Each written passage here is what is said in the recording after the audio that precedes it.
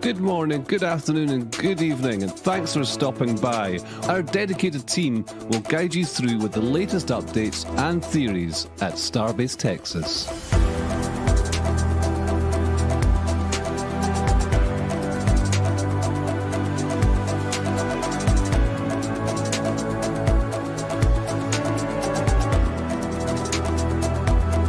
If you're new to the channel, be sure to hit the subscribe button and the bell icon for future streams. 9, 10, 9, 8, 7, 6, 5, 4, 3, 2, 1.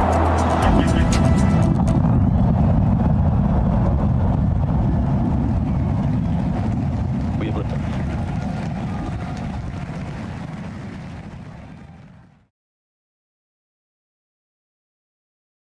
G'day, welcome everybody. Welcome to Starbase Weekly episode 211. I've got another fantastic set of photos to show today. And today on commentary, I've got Event Dudes with me helping. G'day, Event Dudes. Good day. Got a lot of exciting stuff to show y'all. Got some boat updates. Got all kinds of updates at the pads. So hope we have an exciting one. I think, Matt, you're not only producing, but you're also going to do some commentary today as well. G'day, Matt.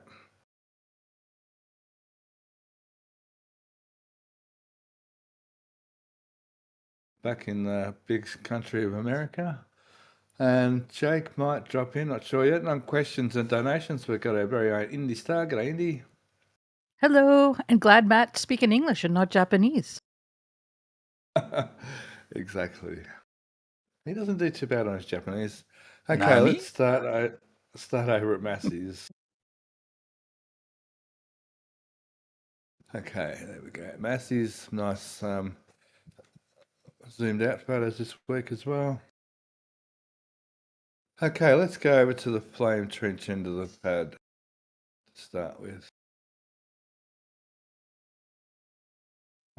That'll do. Now, this week, up on the top here, we saw them put the frames up here last week.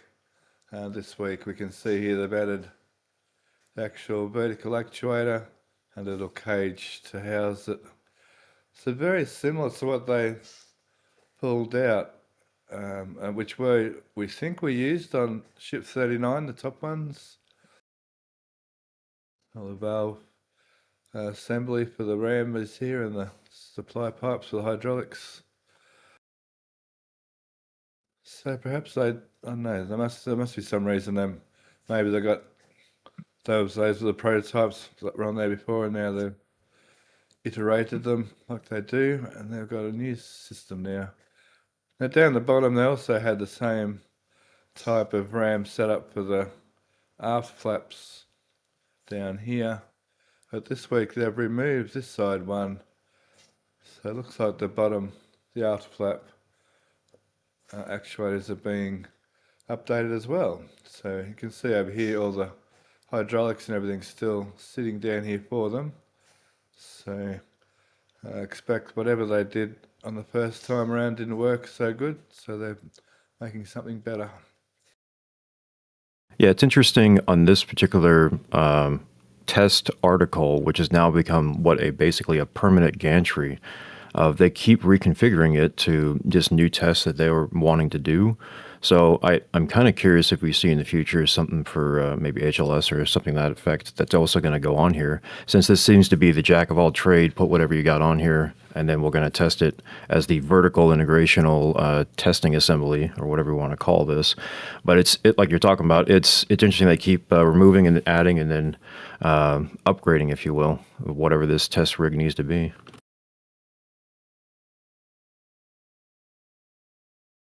Yes, it's already tested quite a few different things in its little journey, this structure. Now down this side, we'll do that in a second.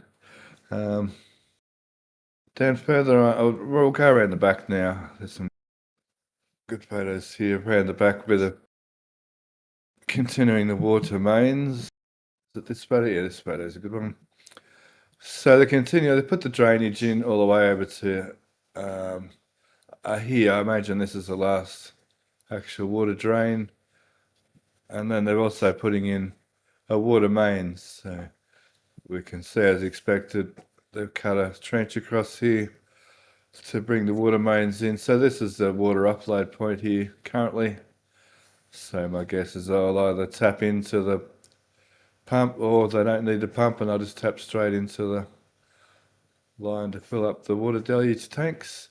So that'll save a lot of water tankers, especially as the cadence increases.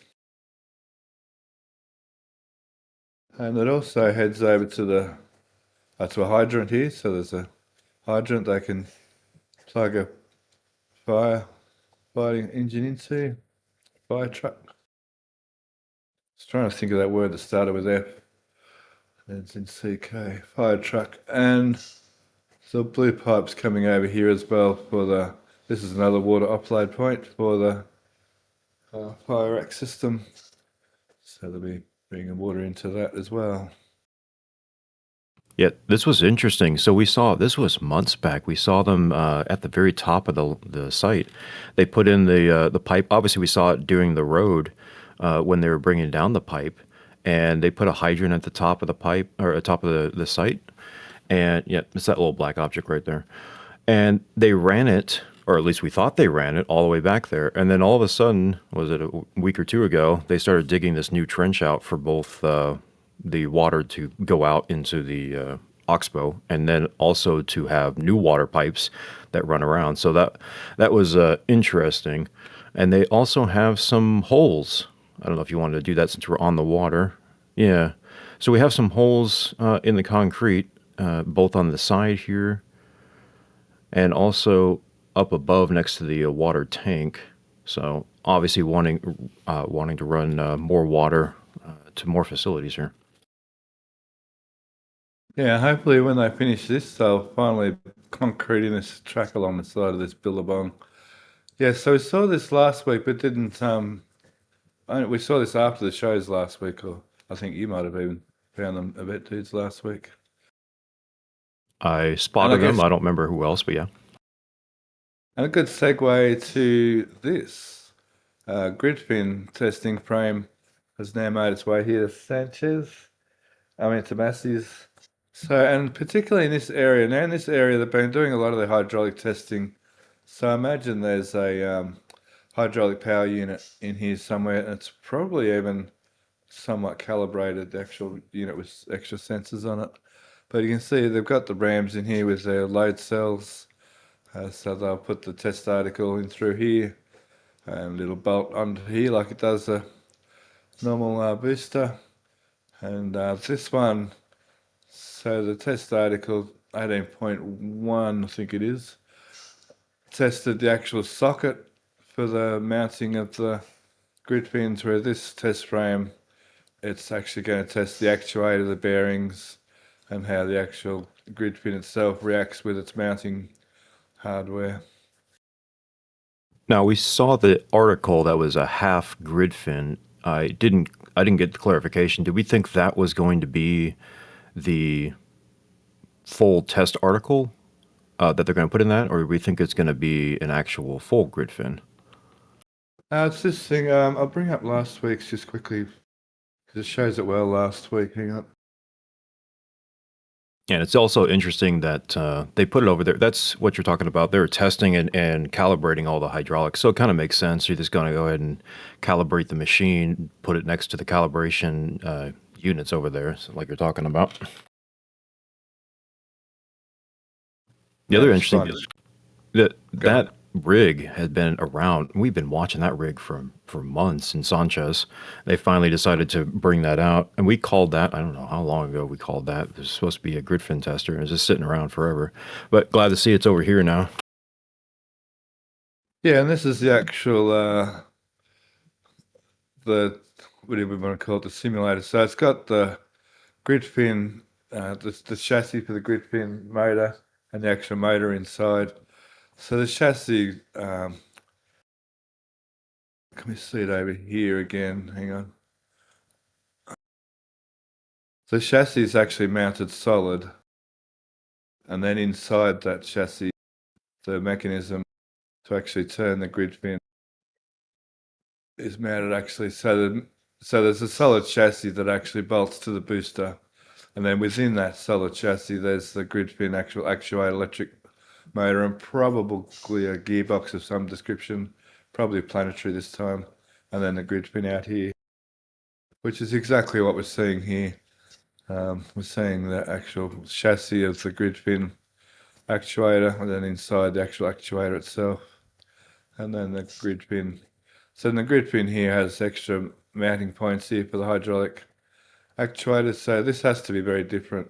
The grid pin for this has to be something like this rather than a normal full grid pin, so you can mount these actuators too. There'll be another one on the two sides here as well that line up with all these hydraulic rams. So there's one at the end here we saw, there's a mount for this end ram here that we saw for that point, and there'll be another point under here somewhere that will simulate the lift points. And of course, these two will simulate a load on the actual actuator motor itself. And also, it's also testing all the bearing system. So under load, when they move it, that all the bearing system doesn't jam. We sort of know that it does work, but we're starting to think a lot of these test frames are here to test endurance, to make sure they can, do it 100 times or even, a couple of 100 times rather than just one flight. So they can be more towards the reusability sort of thing. Yeah, we know they even painted this, so this is definitely going to stick around for a little bit at least. It's not like the concrete or anything else. So. What'd you say they painted it, so it's going to be? Yeah, otherwise, just slap something together to test what you need to do real quick, and then move on. Yeah. Yes, exactly. Yeah. Back over near the flame trench, they had a little trench dug in the from this little box here over to it's underneath the van. It's actually underneath this trailer. They put a conduit run in and actually exposed a little bit of trench down here. And now they've finished that, they've actually gone and put some concrete in the locks pond. So a significant amount of erosion up this end. And we may see that get continued even more. Doesn't look like it's got rebar or anything in it, so not sure if that's some kind of rat slab or they just quickly spray created something in there to to line the pond with. It's not even really that well lined. It's really only that flat surface and sort of some of the wall. Yeah, it seems like another concrete situation, but it'll serve its purpose for a little while. Yeah, concrete locks don't mix that well, do they? Yeah, I was thinking it might have some problems with just the way they pour out of that LOX vent drain there. It's not going to last very long. It's going to crack and split open. Keep an eye on that. Now, there's three lots of, the time frame between a lot of these photos, because later on now there's a truck and a bobcat in some of the other photos. So they're excavating three, they're not quite equal distance, but they seem to be a particular shape and a particular spacing rather than just randomly, breaking up concrete to fix some up. So I'm not sure if something permanent's going there or not. I tell you, this area in here is really bad, the concrete, that needs to be all fixed one day. Okay, so that's the site. They're starting to make way with a trench along the edge here, so up this end. Sorry, we're getting back to that before when we got distracted by a grid fin tester. So that'll make life easier as far as tanker deliveries go. I think that was all for that area, that second. Yeah, they seem to be accessing this tank with that trench for some reason. I guess they'll eventually put a line in here as well.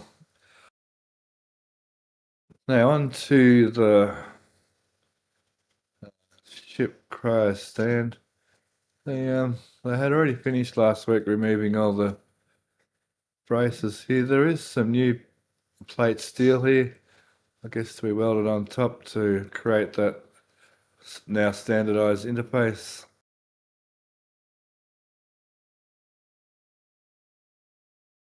Not much work going on around it.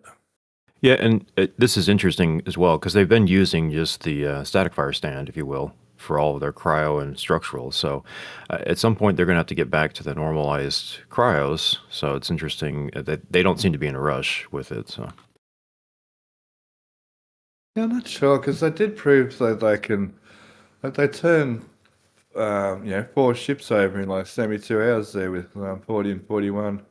So I'm still not sure this will ever go to a proper ship cryo stand. I still think this is going to be for development, especially now they're upgrading it even more so to the standardized adapter frame on there. I've got an idea that's always going to be for test articles. This thing's doing fine keeping up with finished ship structural integrity testing. true. And if they do expand Massey's out and they build another static fire, then it would make sense. If not, or whatever their plans are, then they would need some sort of, for mass production, they need another cryo station of some sort. Yeah, I'd say 2 flame trenches and another one of these might be the go. I think it helps, like, in the overall scheme of things, like, say, at Florida somewhere, they're going to have to build a ship static fire stand somewhere. But they don't then have to also build a second whole cryo system just for cryo testing. They can literally use the whole same piece of hardware. I'm still waiting for the adapter to go on to the OLM and to appear suddenly at 39A or somewhere. Yeah, that may indeed happen. I forgot over here, because before we leave this area, we've got the scaffolding at the back here has been removed. I'm not sure what it was actually used for. It's doing some kind of repairs underneath there. We saw extension leads and everything going through these holes. So not really sure what they did, but it's whatever it is, it's been finished.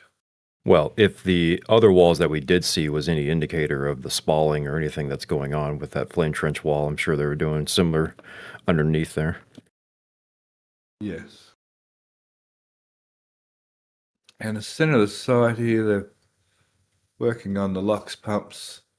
Looks like they have Once again, I think this one was removed over the last sort of month. Now this one has been changed. I'm not sure whether it has been changed out or is in the process of being changed out, but it's the other one's down here. Yeah, you would think manufacturing tolerances would not have you swapping out 2 pumps within a month, but Not at SpaceX.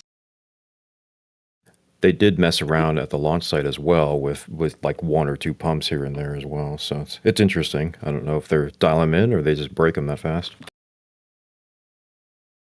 They are a new, like these ones especially, are a new thing for SpaceX. So maybe they are starting to iron out a few of the bugs. Yeah, it is interesting. Yeah, they're still, because I remember when Pad 1 was first commissioned, I remember they went through like quite a few LOX pumps and methane pumps. They were getting cavitation, and as we all know, cavitation under those sort of conditions is not a good thing for an impeller. But yeah, so they're still doing a little bit of that, swapping things around. Skids. So there's been a couple of these valve skids delivered to Massey's, and they were over near where the tanks were stored. They seem to have been moved over to 2 of them here, and then one just over here. I'm not sure if that's. It kind of looks like they're supposed to be in that position. I can't really see what they're for now, or whether they're just storing them out of the way there. But they do seem particularly well placed. Although they're not straight, so maybe they are just storing them. I'm not sure. Have to keep an eye on those. Okay, moving around to the front of the site. This thing, so 18.3 is obviously out. It was out last week. So this week they've, since these photos, they've taken the chopstick simulators out. So I'm guessing it just was a lot easier to wait for the tank to be removed to get these back out again. And meanwhile, they've added this frame here. And I've got some ground photos of that.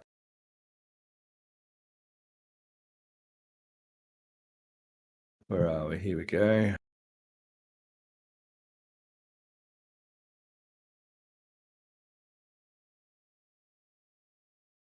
So there's this A-frame sitting in the middle, and it's literally welded to the top of what was already there. I like I think it was John T said it, the honeypot grey sort of cylinder that's inside this test frame. So it's welded straight on top of that. It's got 4 legs and these couple of mounting points for something here.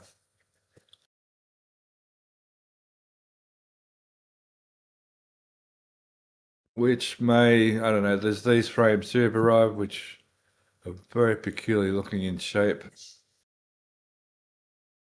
Are they nose cone looking? There are all sorts of things looking. There's 3 or 4. I think maybe there's 4 of them. It's a bit hard to tell. And there seems to be that foot and that foot seems to be in the same plane, but then this sticks out through that plane. So not exactly sure how that's going to work. But I have no idea. I'm not sure. I've got no idea how that's going to look. I don't know whether it's anything to do with those mounting points we saw on that frame. I mean, it doesn't have to be by any means. So here we can see how it's welded directly on top of that honeypot structure. So it had the hydraulic rams inside here, testing inside 18.3. So they've just iterated that whole steel structure down there to hold this A-frame. I'm really not sure whether that was an afterthought or not, or a pre-thought. That's a very interesting hole pattern on top here. Looks like there's sort of 4 mounting holes and then some kind of pass through holes, or perhaps like we say that, what is it called? 43.1 test article in Megabay 2 that is the ring has got a barrel sections on the bottom and a dome which could possibly line up. So the dome sits right here. Whether they cut a hole in the dome and weld it onto here, so then they've got a seal and somewhere for gases to pass through. Because the bottom of this is these days is sealed right now. So when you put a test article on here, you can actually seal and pressurize this bottom down here. Still some of the plumbing coming through here.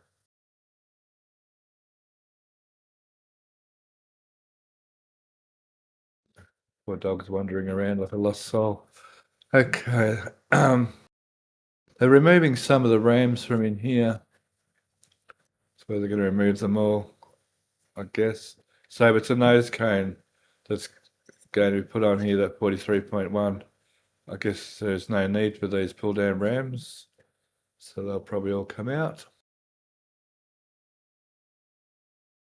So yeah, some interesting testing to go on in that frame. Yeah, for sure. We're gonna have to watch this one, and I think we kind of expected them to do some sort of structural nose cone test in the ideas of either docking or something else to do with the tip of the nose cone there. So it could be a lot of different configurations, and like you're talking about, it could be a lot of different methods to pull and torsion on it. So it's just kind of a matter of how they're going to set that up. Yeah, I've heard all sorts, whether it's just for normal deload testing through MaxCure, whether it's for the docking hardware for Orion, what do you call it, to simulate the loads of a lunar injection burn or something like that. I'm not sure at this stage. It could be all of the above or any of the above. There's a few plates over here. Looks like they're prepped to be welded somewhere, which doesn't mean much at all. And a couple of four box sections here, which again, so there's four of them. That might have something. Is there four actually? No, there's more than four. Anyway, four of them may have something to do with the fact there's four legs. Cannot tell at this stage at all. Let's get my little glass, what do you call it? My little magic ball over here, crystal ball, and we'll see.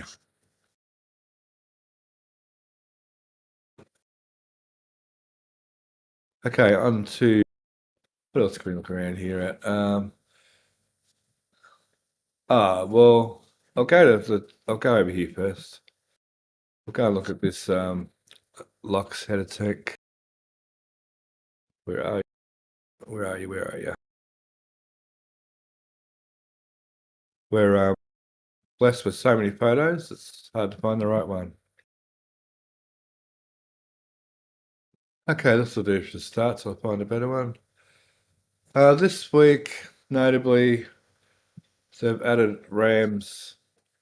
Well, they're starting to add rams up the top here. They're beefy boys, those ones up there too. So we can see some of those mounting points here we saw last week. There's another one over here. And they're on that angle so they can, so when I'll look at a side shot in a sec. This cap's actually higher than this hex frame, but it looks like the rams can actually indeed be angled up if they need to. Can't see an attachment point yet. And there's like 1, 2, 3, 4 of them again in sort of no real particular symmetry. Yeah, the original theory on that was going to be a similar location of how that was mounted inside of the tank, and that would be kind of simulating that, but... Well, I thought that's what we thought with these rods. Was more like the actual, although this one's weird. But these seem to only just to locate the very top. So Yeah, I would. I suppose those angles, yeah, you could be right there actually. Right. It might be an offset. It may not. They may be doing like a double, whereas one's offset to the other, and they're not precisely simulating what's going on there. So that looks like it could, move this top left and right, which would put a lot of load on the bottom, and these rods as well. It's just notable there's not like one on the fifth side, if you will. Over here somewhere. Right. Yeah. So actually, these things are actually, this is actually kind of in the way for that. Here we can see how the actual cap is a little bit higher than the actual frame. Oh, that's just lets you know it's with SpaceX. Blue X is fine. It's this, the red X you don't want to deal with. Oh, yeah, sure. Yep. Now, also, down in here, does these photos show it? No, one of the other side angles. There's these frames down here installed now as well. Now, last week we noticed on the front here, where we thought these rams were going to attach, had a frame, sort of a horizontal frame through here. Oh, yeah, it does show. I thought it showed the actual shackles in one of these photos. So hang on. Was that one of the overhead shows it?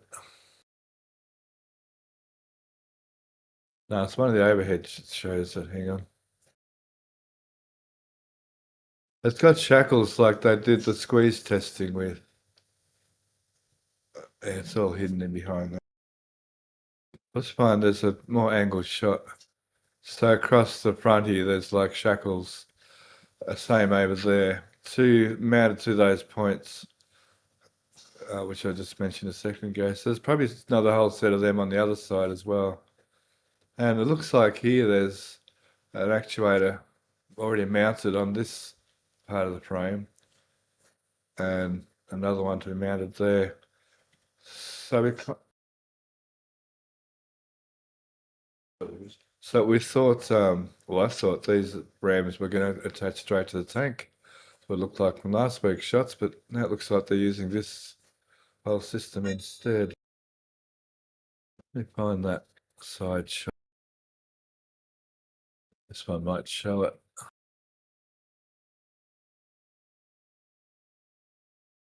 No.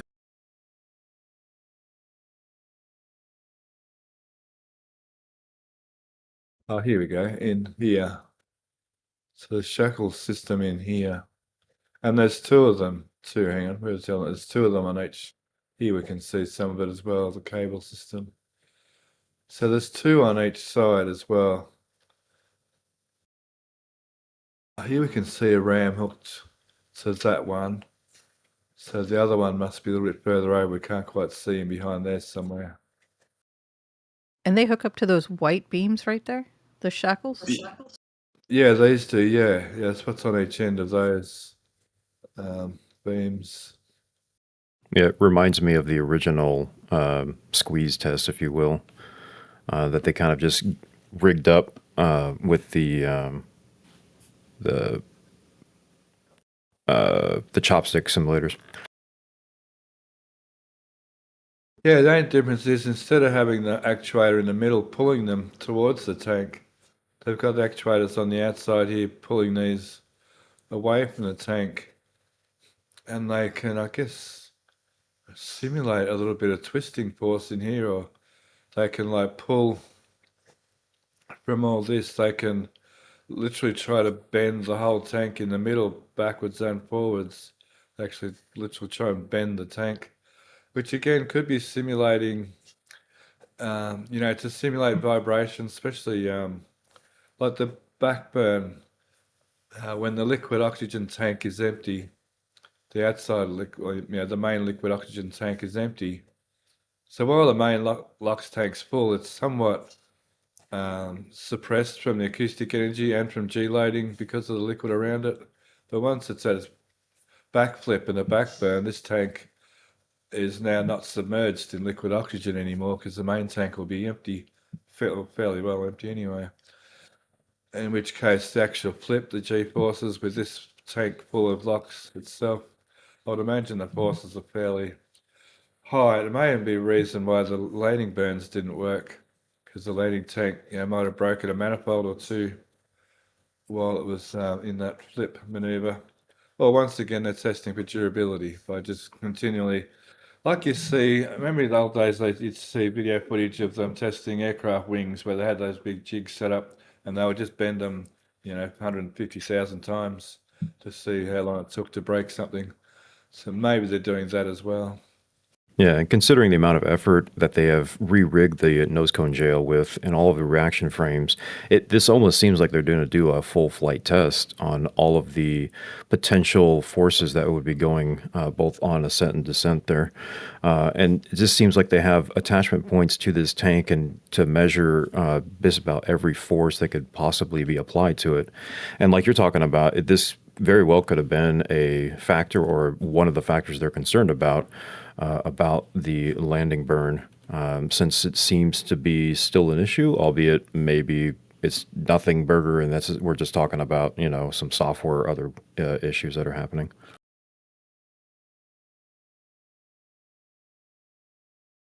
Yeah, they haven't quite got the booster down pat quite yet. So let's hope all this testing gives them the answers they need. The other thing I'd mention real quick is I believe it was not here as so much as it was at McGregor. They were testing the, I'll call it the down tuber landing tank version of this, if you will, for the CH-4. So I think they're doing something now similar with this, albeit this one is so precariously set in the way that it's mounted on the side of the tank. So when you have any twisting forces on it, it's a lot more inertial forces that are on the outside of that versus a center up tuber that you would have.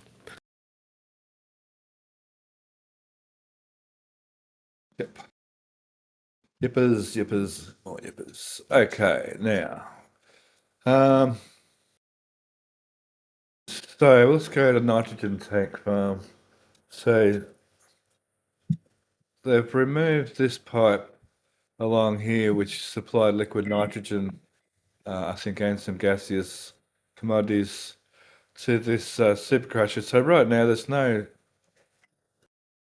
liquid nitrogen supply to this. That spherical tank down there is high pressure. Morgan's saying hello to you all.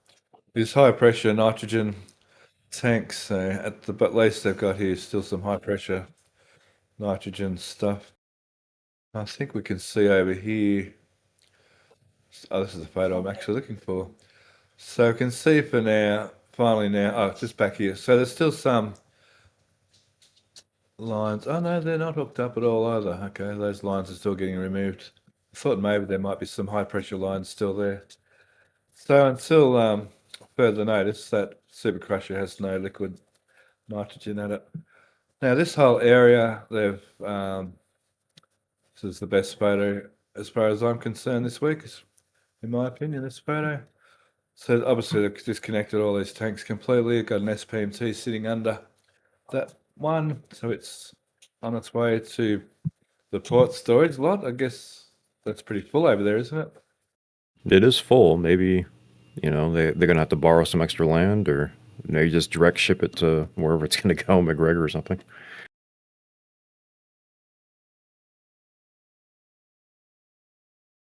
Although there was some, hang on, there was some, what do you call them, like SPMTs over there to move some of the tanks that was there, so I might make room yet. Let me see here.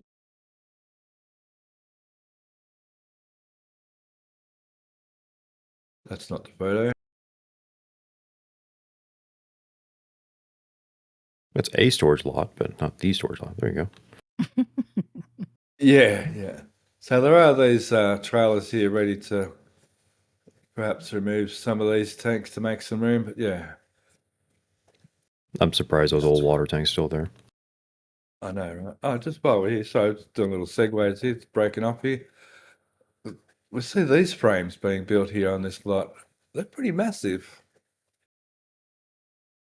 Yep, Oh, this the getting joke built goes on they're the back of breakover. That's a breakover. Everything's a breakover here. They're just sort of being built on the back of this semi-truck trailer, or a fifth wheeler trailer. So yeah, whatever. I'm not sure what it is about and why it's been built here. I don't think I've ever seen SpaceX build anything right here.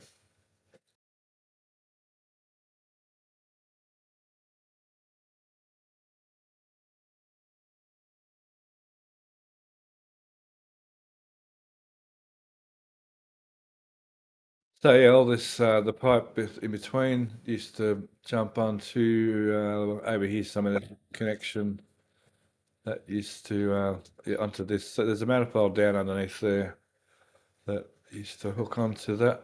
It's hooked onto this line here. So that line's been removed, as well as that line.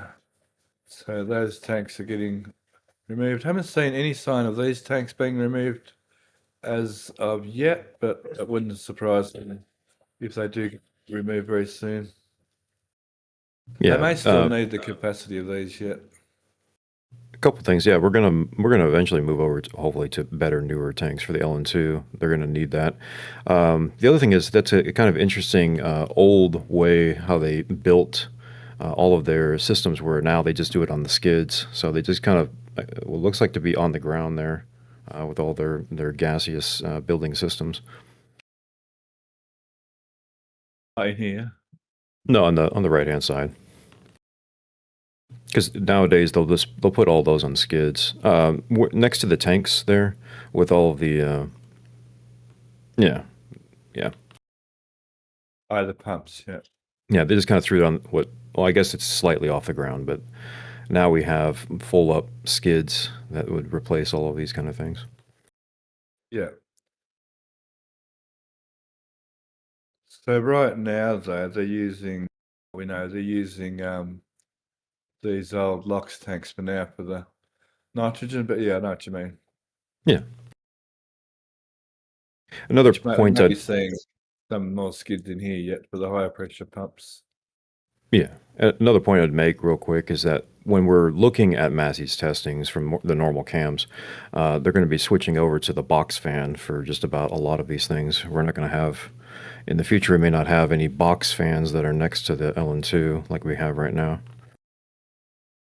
Or they're not even box fans, they're just they're fans on the ground that blow upwards. These But things if we're moving to them, why would Yeah. we not see them? Well, if they're going to move the LN2 to all of the distribution that's going to go into that box fan, then it would be the same as the LOX. So the same fan system would be handling both. That's if they get rid of this kind of contraption they have going on, like they did with the 3 tanks. So yeah, this we can see when they're doing when they're running the tank farm, we can see that being used. And now with the new tanks over here, they'll use this box fan instead, which they use. So we won't be able to tell when the nitrogen first starts and when the LOX splitter sort of goes. It'll all be coming from the one spot now. That's what the dude's trying to say. Which, I mean, yeah, there's always pros and cons to everything. So the pro is they're getting rid of all those messy looking old tanks. And yeah, the con is it's going to make it harder for us to see what's going on exactly from afar. 39.1, I think it was this week, wasn't it? Completely got removed and it stands. So I was looking for another transport stand for 39.1 and there was this one over here, but then instead they just upped and took the whole tank and it's the old can crusher stand. That's the old cryo stand. This is the old can crusher stand. Switchback A we'll see later. It's over near at Sanchez. Okay, so that's the nitrogen system up the front here. Didn't see any change to that ring up the front. Where are we? Except they've built a new crane, Matt. Well, I mean, they're continuing to put something for the crane by adding crane mats this week.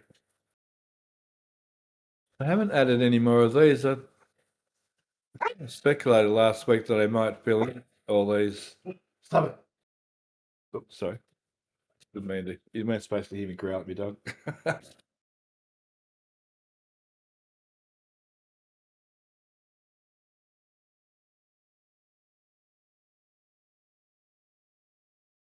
Cash is right here. He's trying to tell you. He's trying to stay great, everybody.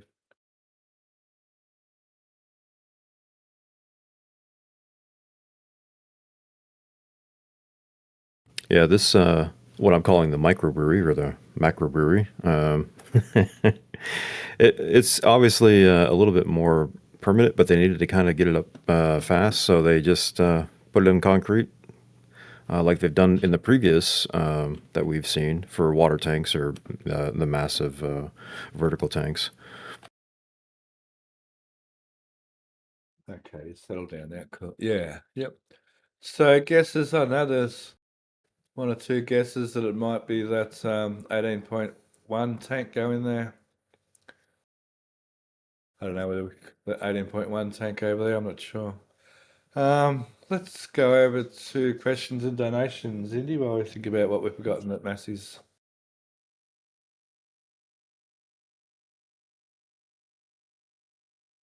Hello, Indy. Can you hear me now? Gotcha. All right, thank goodness. We have lots of questions and lots of donations.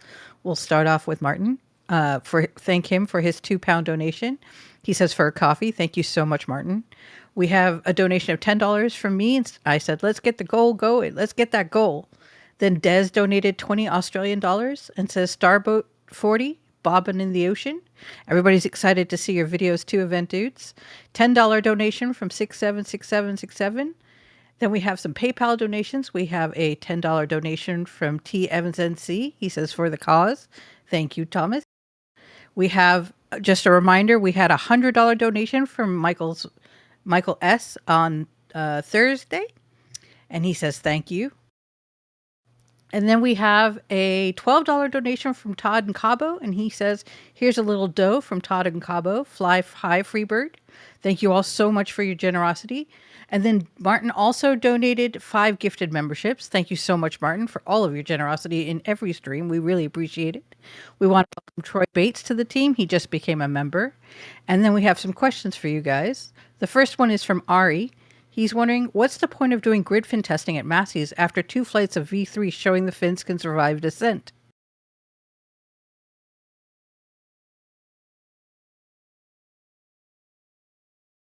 That's a good question. So we also see the same sort of thing as to like this is a booster test article. Obviously the booster's flown, but they were still testing it. Like I said before, I think we covered it when we were talking about it. There's one thing that it works. There's another thing to make sure it can work for 50 flights. So perhaps, like I said, like they do with aircraft wings, you know, they bend things 100,000 times to see where it breaks. For durability, for reusability, and perhaps they're trying all the same time. They want to get the booster and ship lighter and lighter as possible. So they're either doing it for durability and for reusability, and or they're doing it to test lighter engineering sort of designs. Yeah, and something else, they are able to test beyond, let's say, real world limits of aerodynamic forces that are going to be acting upon that. So this test structure is going to allow to be pushing it to whatever limit that they could have on those rams effectively. The other thing is, it's interesting, is this is more or less not about the grid fin itself as so much as it's going to be the motor that's inlaid there. And when will that motor then bind up or stop working, or like you're talking about a durability, at what point, at what forces is that? So that becomes a known quantity that they can then work around whenever they're doing profiles for the booster coming back, whatever glide slopes they can have, and they know what the maximum forces they can apply. And also, if they're going to try to rapidly reuse these, who knows, 50 times, that they know that in that 50th flight that the grid fin is going to work just fine, just like it did in the first flight. Nice.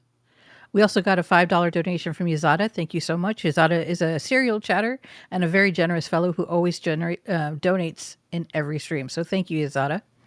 Got a question from Lev.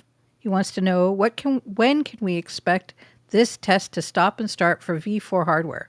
Also, will they use V4 tankers and depots for Artemis missions until we have a human rating on V4? So let's start with the first one. When can we expect this test to stop and start for V4 hardware? Well, the latest thing I heard from SpaceX Media was they're hoping version 3 will do a lot of their heavy lifting in the short term, and be like version 4 sort of further down the track. So for now, especially for the foreseeable future right now, with the Artemis missions, version 3 is fine. When are we going to see some version 4 testing? Well, we're not sure if we are or if we are not even already seeing version 4 testing to some degree, to be honest. But I'm not sure. It's pretty hard to answer that question. But SpaceX did mention that they're hoping version 3 keeps them all their missions for a short time for now. Yeah, and something else to make note here, they can't technically launch version 4 with any of the current setups on the launch towers unless they do some modifications either with the design or with the tower. So we're going to need to see that, and that might be what Pad 1AE scrap is. Or it may just be another, just version 3 setup. So it's going to be interesting to see that. But as far as testing, I think a lot of the testing they're doing now, like you're talking about, is going to translate over. It just kind of depends of how much lengthening they're going to have to do for a landing tank or a down tuber in that regard for the extra mass that it would be having on the boost back, if you will. And then, Steph, before you move your photo, if you zoom in right where your hand was, right close to there, up a little bit, there's a ring right next to the skids on the right there. Atomizers was just wondering, is that for scrap, a small ring, maybe a scrap remain right where your hand is? Yep. That is what's left over of the downcomer test from, which tank was that? So I did a downcomer test article here 6 months ago. And that's just the remainder. When they cut the test tank apart, that part was just left behind it. It's been here ever since. It's just a piece of scrap.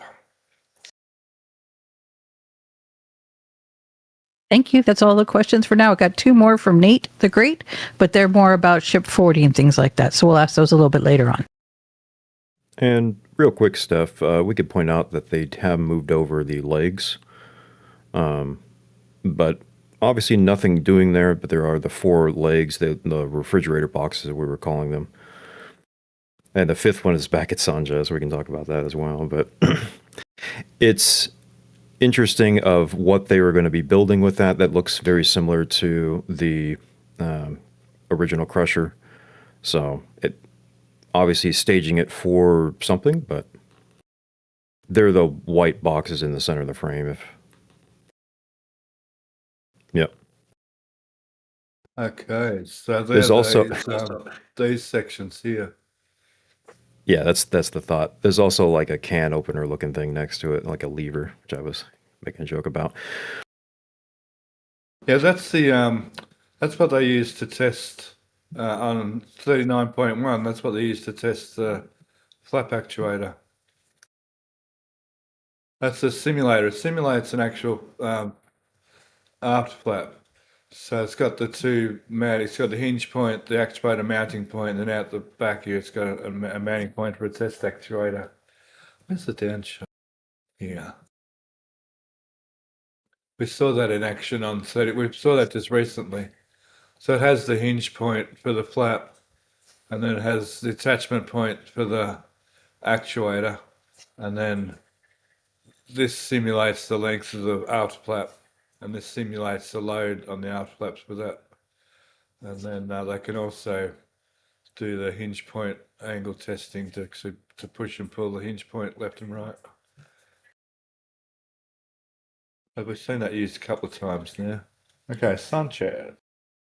So is that 50 minutes at Massey's? Cool, 55 minutes to go. Okay, Sanchez. So we'll start at the OLM, shall we? Let me see. See if I can find the photo. Here we go, that'll do. So we've got 2 corners for the base layer. Finally, ta-da, there they are. Well, for now, anyways. Ah, that's a good point. Well, they don't, unless they're going to build another one over at Florida. They've got the base, a complete base at Florida now, so we should be right on that front. Oh, we're getting these corner pieces now only because the one at Florida is actually finished on this level. Well, we're hoping so, yeah. So it's interesting to see how quick this goes together compared to last time. I imagine it's going to go together significantly faster because this is now their the fourth one they're building. So they should have a lot of things sort of finalised. Like we saw the first time, we saw them having to cut and grind a whole length. We saw them having to do lots of different things in the process of getting this thing built. Even when it come down to the arms, the actual clamp arms, when they were building the first time around, they had to assemble all the stuff, all the bits and pieces inside, and they had to re-drill stuff and grind stuff and add stuff, and so it's quite a lot of work went in just to the arms, and the hoods. So this time around, we should see all that. I think even in Florida, Jake was telling me yesterday that in Florida, when these were put in, they already had everything bolted onto them, so they went in pretty well complete. So like minimum assembly required. So Yeah, we can even see that with the way that they're bringing in components, including the pipes that are going to go inside of the OLM as well. True, yeah, like where are they? There's a whole truckload of them somewhere on here. But yeah, already in the right lengths and everything, yep. They've already got their elbows and everything, and all their expansion loops and everything already welded together. Like this manifold here is already welded together. Now just quickly while here, the hydraulic reservoir's gone. There's a chance it could be over the launch site and almost ready to be put into the GSC structure. So yeah, we should see, I can see on this photo here, that one's still, that one looks to be pretty well in place. So they got to fill up, I think in place these meet, that's right, that place there meets when it's in place. And then there's filler plates for these. Actually, that's the structure for one of the clamp arms above the base structure. Okay, and over here we've got a third corner arrived. So we've got 3 out of 4 for that level. Still only got one deluge plate. They don't need those till later. Now, the flame bucket. This one will do. So both flame buckets are now, or the bases are assembled, and you can see they're staging all the actual pipes to be added. Yeah, another example of how they're pre-done sections of pipes there. They're already kind of joined together. They're not doing it one by one. Yeah, and they're not using the frame though, unless it's still to be put in here. Last time they had a frame sitting in here to hold the very tops the very tops of these, or it's actually the bottoms, but because this is upside down, this is the actual bottom and this is the actual top. The manifolds here are ready to go, already pre-assembled, ready to go. Haven't seen the ridge cap this week, not sure where it's gone.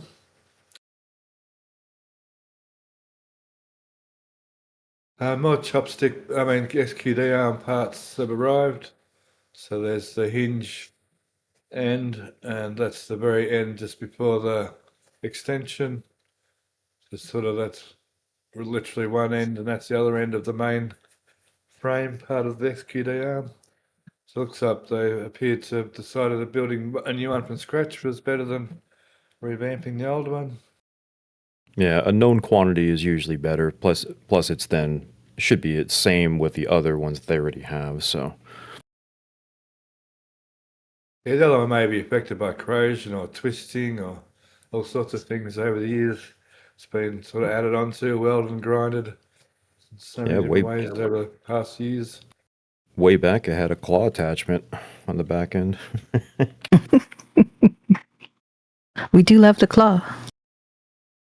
We do love the claw. Okay, these valve skids are assembled fully now. They actually have been delivered to the launch site and I believe actually placed in the actual GC bunker. But these didn't come pre-assembled, but they certainly came like a Meccano set, or sorry, you guys call it an erector set. So they literally everything just had to bolt together here in place. So that's all done and actually installed. So this is a lot of things are going ahead very quickly. So it'd be interesting to see how far behind. It appears like the OLM's going to be the thing that's going to drag the chain at this launch site, but it'd be interesting to see just how fast this OLM actually goes together before we make a call on that.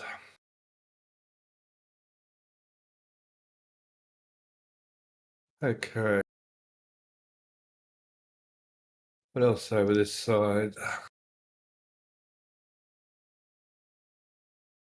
We think that's a frame that has accumulators on it in the GC bunker. So that should be the entire. Oh, there's the grandfather clock. Telling me it's 4 o'clock in the morning. So that should be the full QD arm by now, and there's even the tubing here to put it all together. I think that's amazing engineering to be able to assemble those pieces like that somewhere in a workshop somewhere to bring it here and to be able to then to attach it all and it all actually lines up perfectly.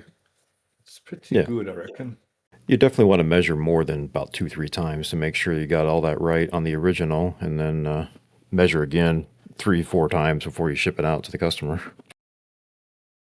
Yeah, so these days they use all sorts of laser locator devices to keep track of every single piece of steel as they're welding them to. Gone are the days of the slide rule and the protractor, I think. Now, skids and frames, you're going to hear a lot of that over the coming weeks or so. These appear to be skids for. Now, they could either be for the SQD arm or for the GC bunker. Because if you think about it, Alex reminded me of this last night. I was talking to him that it's the same sort of things happen in the GC bunker for the booster as does up in the SQD arm for the ship, as far as switching, high pressure gases and so on.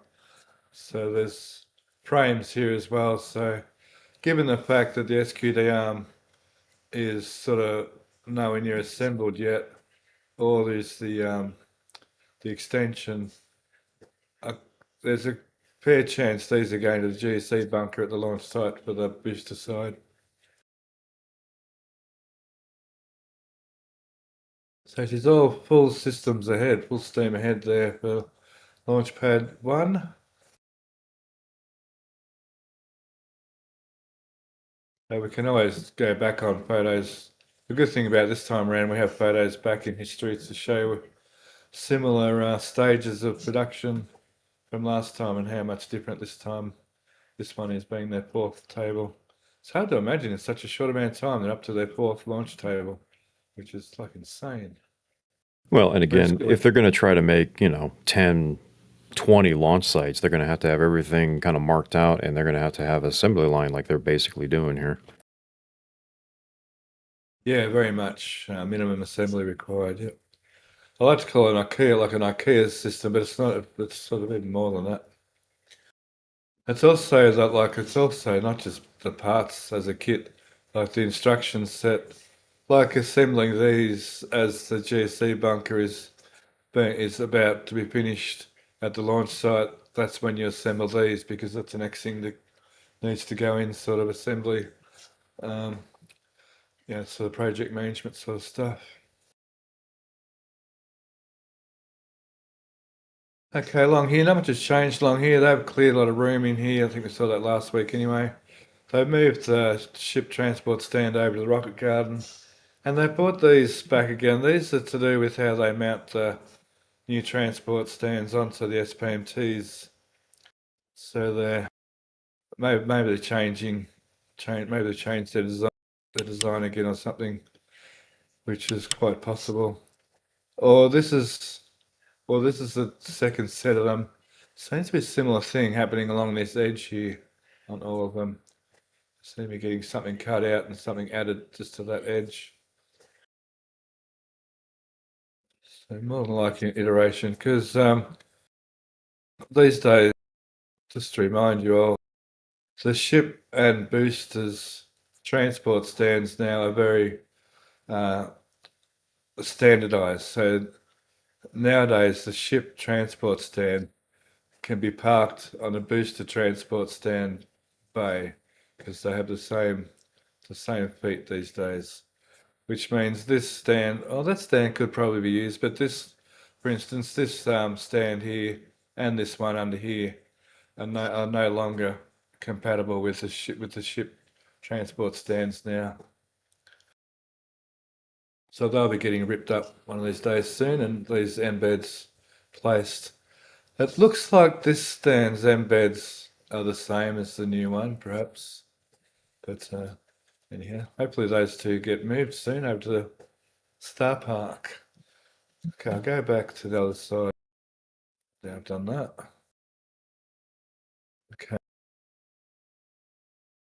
So towards the centre of the site, not much has changed. They moved that booster 18s aft from there to there. I don't know what that means. If that's anything significant. Some more stuff being staged for Gigabay. This stuff, or the crane. This stuff's for the bridge crane. Actually, not that, of course. That's the well, but this stuff here. Well, there's some more leg sort of things. Are they platform legs? No. The raised platforms, I mean. I didn't really see anything exciting down in this area. The cladding's just being cladding. Hey, one for Matt. Here's one for you, Matt. The power area. Where is it?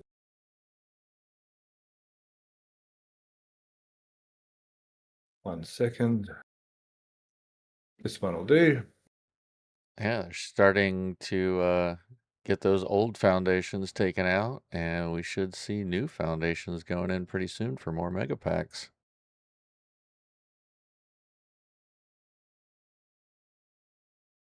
Yeah, you can see the transformers if they're using the same white ones. A couple more sitting aside there. Yep. And I believe these are the latest gens, so I think they're 5 megawatt each. So 40 megawatt hour. Yeah, I was going to say megawatt hour. Yeah. Wow. That's Yeah, sorry. Capacity, yeah.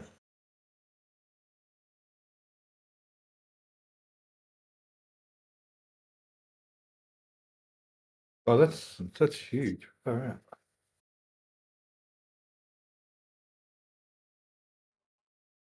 The Australian government's pushing We've got grants. We get government grants to have, not these obviously, but batteries for our houses in Australia at the moment, which is a good thing, I think. Now, let's go to the, well, we'll go here just for a second. So there's 39.1 test tank, and it's the old can crusher, booster can crusher. Did So they why just it's rip? here in one piece like this, who knows? Did they just rip the HVAC hose off? They just like, no, we're gonna take that with us. Yep. Oh, we've all driven away from the fuel bowser, haven't we? With the fuel bowser still. No. No. No, neither. Just for disclosure, neither have I, by the way. I like all the white tiles, though. I think they miss. Oh, that's the other side of it. Yeah, I mean, look, they've got the HVAC here hooked up, so maybe they're actually working on it rather than pulling it apart. It's on the other side here. They're missing tiles, are they, Indy?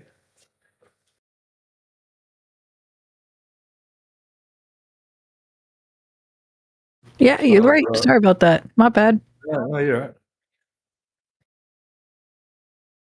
They still look cool. Looks like Othello in the game. Anyway. The white tiles we do see, I agree, do look pretty nice on the ship, actually. It'll look nice, fully tiled in white, I reckon. These stands, this is a platform for the Gigabay still kicking along. These stands have had their flooring added over the last couple of weeks. These must be the safety fences for these stands. We've made no short order. We've started a second set of these platform and stands. This one went together rather quickly. This is sort of like we saw that one last week. So if they get to this stage, I guess that's all I needed jigs for. And then from then on, now over here, they're going to have to add clamps and all the stuff that goes with the hydraulics and electrical or whatever goes with all that. And then there's some more of the cage panels for around the outside. Set of legs still. There's no more parts here yet for some more. And while we're over here too, the grid fin, we think to break over grid fin thingos. Have you got a thingamajiggy name for them, dudes? No, not just the standardized, whatchamacallits that are for the testing. Oh, that's right. While we're over there too, this the horseshoe breakover has gone missing from there, and it is in fact over there. Now I did find a site, yeah, over here. There it is there. So, and it's been painted fully. So that's looking, there's a little bit of something going on here, but that's looking fairly well ready to actually break over a booster. Well, they are How's that wanting next couple months, so we'll see if that's what their timeline's going to allow them. But So they actually now have a way to break over a booster here at Starbase, and they actually now have a way to lift the booster back up again over at Florida. And they, after next flight, may have a way to fly a ship over to Florida. But I dare say we'll see them break over a ship. We haven't really theorised or seen a specific way to break a ship over yet from Starbase, which kind of makes you think, I mean, surely they won't fly, because they have to refly a ship yet before they can fly a ship to Florida for a flight from Florida. So I yeah, guess we'll see them break a ship over here at some stage.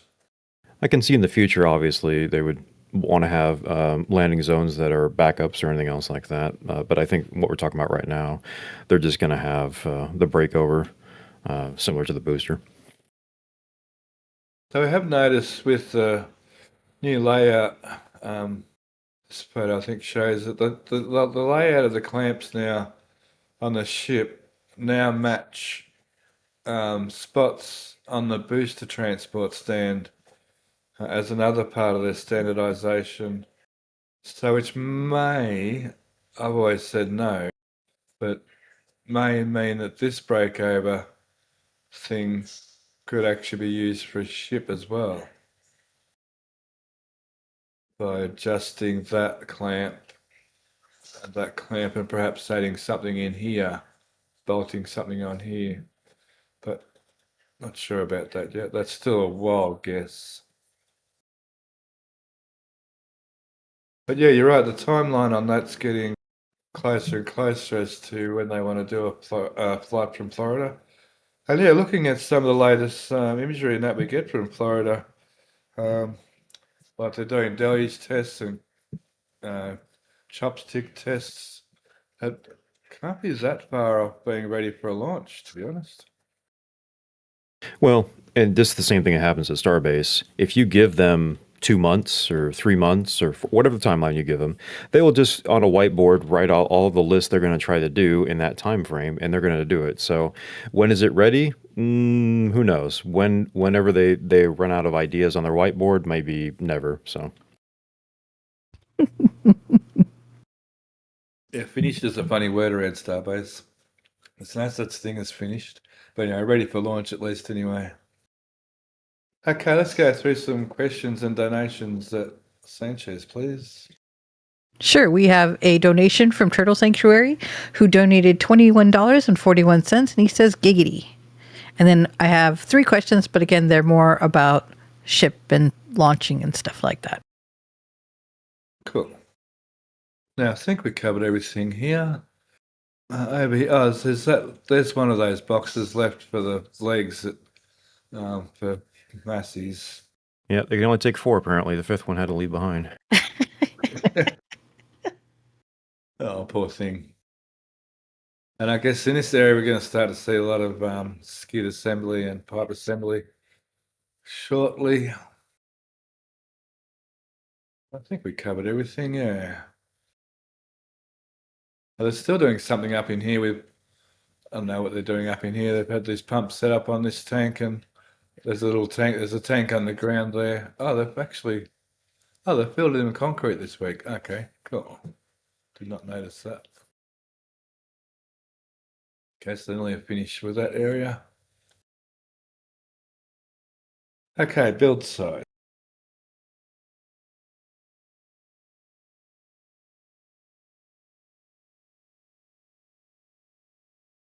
Gotta love a good panoramic.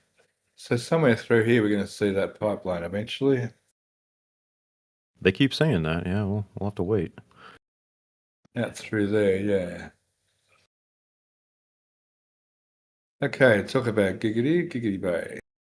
So Giga Bay this week, it's flying ahead. So we've got a second pair of trusses, I guess single box truss. Oh, try saying that 6 times quickly. And they're starting to put their webbing in between. Oh, so they're not going to do both sides at the same time. I guess it doesn't really matter so much at this stage. I can see why they want to balance those two out on each of these walls, but now the truss is in here.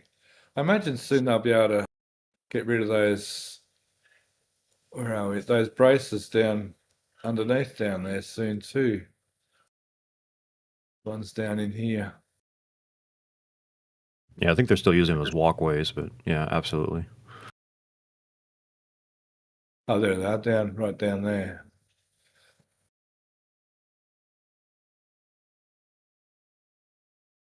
What are they using as walkways? Hang on. Where's that top down? Are they not all the way across? Yeah. Oh, some of them are, yep, okay.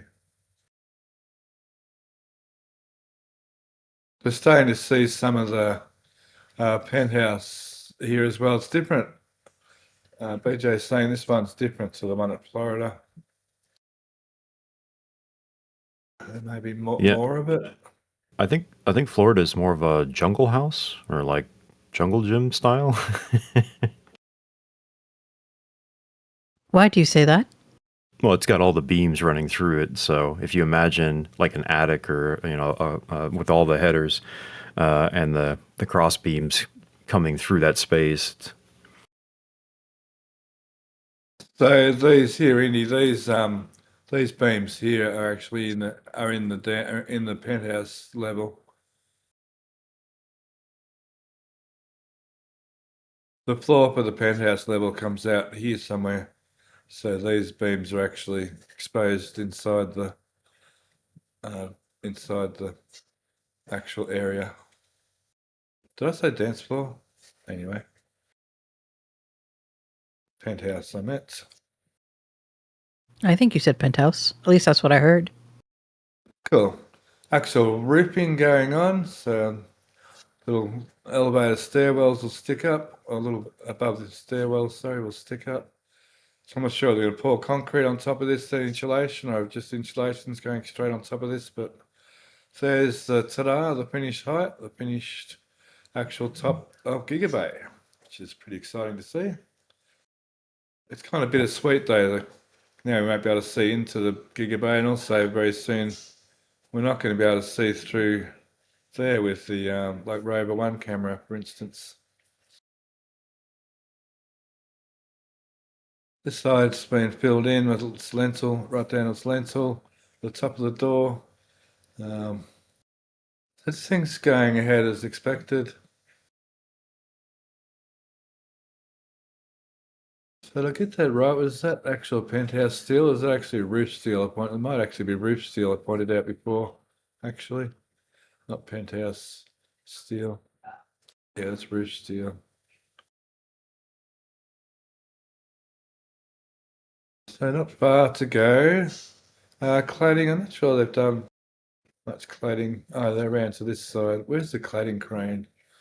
I didn't think to look about the cladding.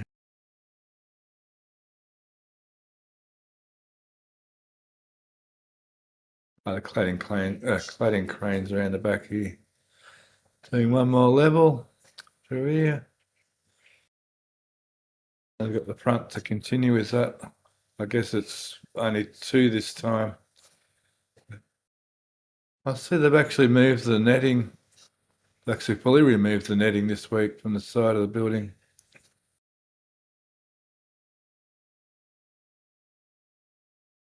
Okay. Over here, they're starting to remove more of the parapet wall on the actual factory where the two are going to join. I think this photo's better.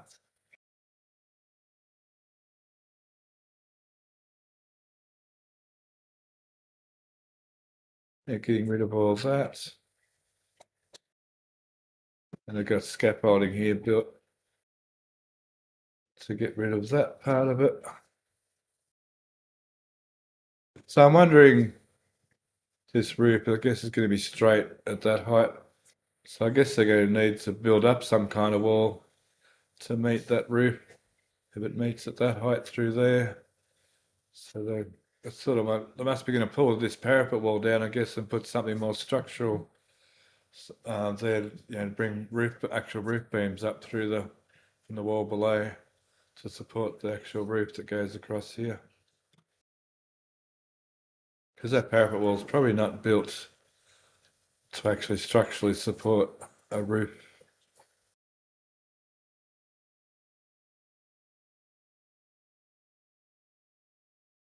This door down here, I think they're getting ready to put this door in. I think this door is going to be in soon. Pretty soon you're going to lose that view through here. Well, as long as the door is open all the time, I think I'm all right with that. Yeah, fat chance on that one. But for now, we'll be for sure. Be open most of the time until I finish the building, of course. I think that's all for Gigabay. I mean, there's little things all over the place. They're doing some painting here and there. The elevator shafts are continuing. I think they're still continuing with stairwell staircase pieces, all the usual things. Probably bolt crew are probably running around putting 50,000 million bolts in as they go. For the steel, apart from the trusses, there's not a great deal of steel left to be putting in there now as far as that grey steel goes. In fact, there's not much at all, to be honest. Yeah, Gigalot's running out of steel, and I think we're still waiting for the Giga crane to arrive. The bridge cranes, yep. Yeah, if we're lucky, we'll get to see them lifted before the roofs gets put on, but boy, that roofing crew is coming along pretty quick.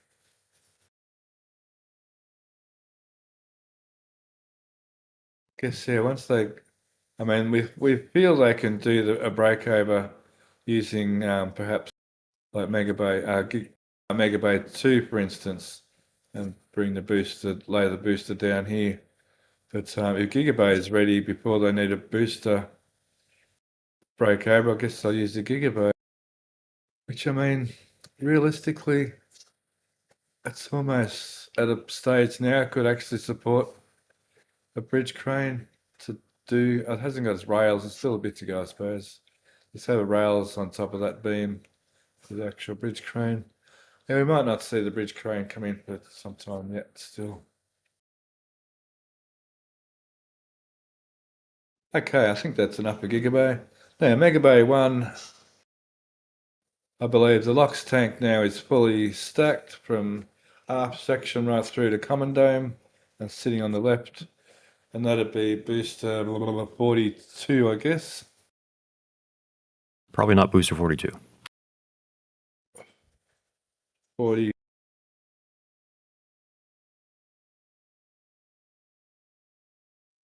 Isn't it 42? No, that's ship, yeah. Oh, 22. Oh, god damn it. Oh, and you waited until I got the joke. I mean, the punchline's better that way, I guess. Can't wait, there's going to be plenty of that going on. Booster 22, yes. So 21's probably over the back there after cryo testing, getting its engines, getting ready for static fire. Should be soon. And then 22. And I think its methane tank has started. I think, is that what Jake said? Not sure. I've been watching a ship lately, so I have not caught up on that. It's going to be so much better when there's like 2 turntables per booster, so they can, I mean, yeah, so they can stack the methane tank and the LOX tank together.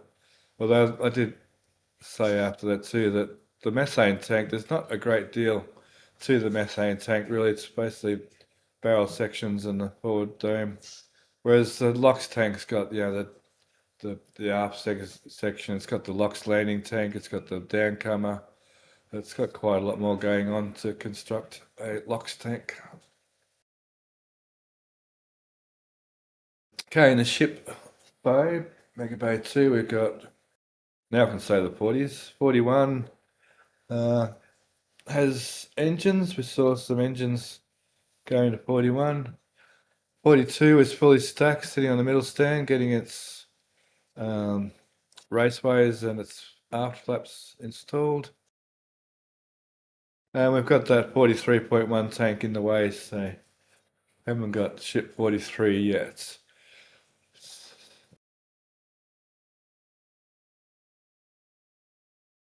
I thought we did have, I don't know where they are, so I thought we had photos of that 43.1. I might get someone to put a photo in Patreon Lounge for me. I think there's a night photo of ratio of 43.1.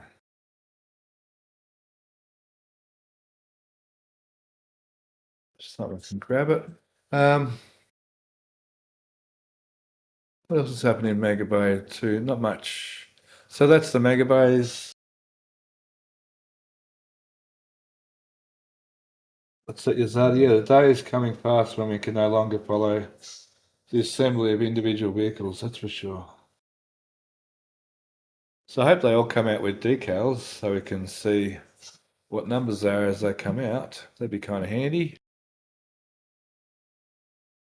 Yeah, I do like their Okay. labeling system. Sorry? I said I do like their labeling system. It's quite handy for us. Yeah. Okay, around the back of the factory, obviously the building's fully removed. They moved this loading bay. There's crew here playing around with drainage from when the other building was there, hooking them back up. I think we worked out that these downcomers were there, but in the building it might have got like rerouted somewhere in the building, so they're plumbing all them back down to finalise the roof downcomers. They moved that unloading bay over to here. Okay.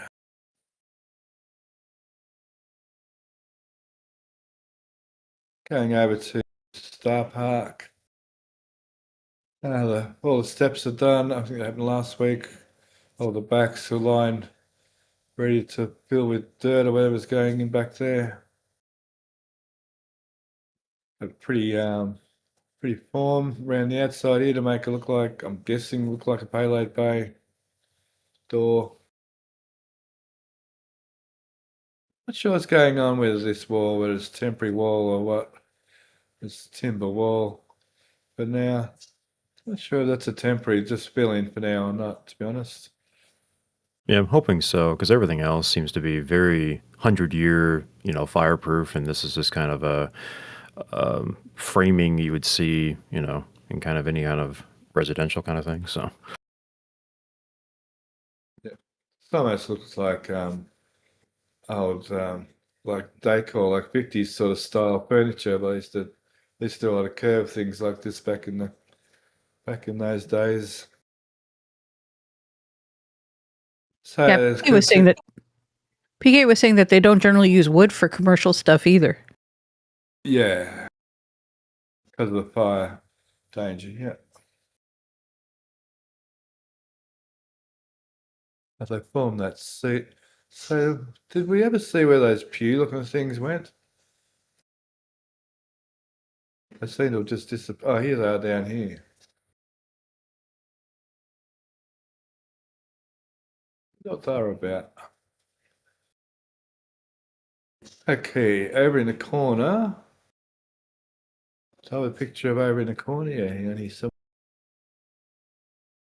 There's still this pad over here. Still really no idea what's going on with it. There is some pipes here to do with it. There is. Oh, where is it? There's a. Oh, no, it's not. There's an outside little wall around it, like.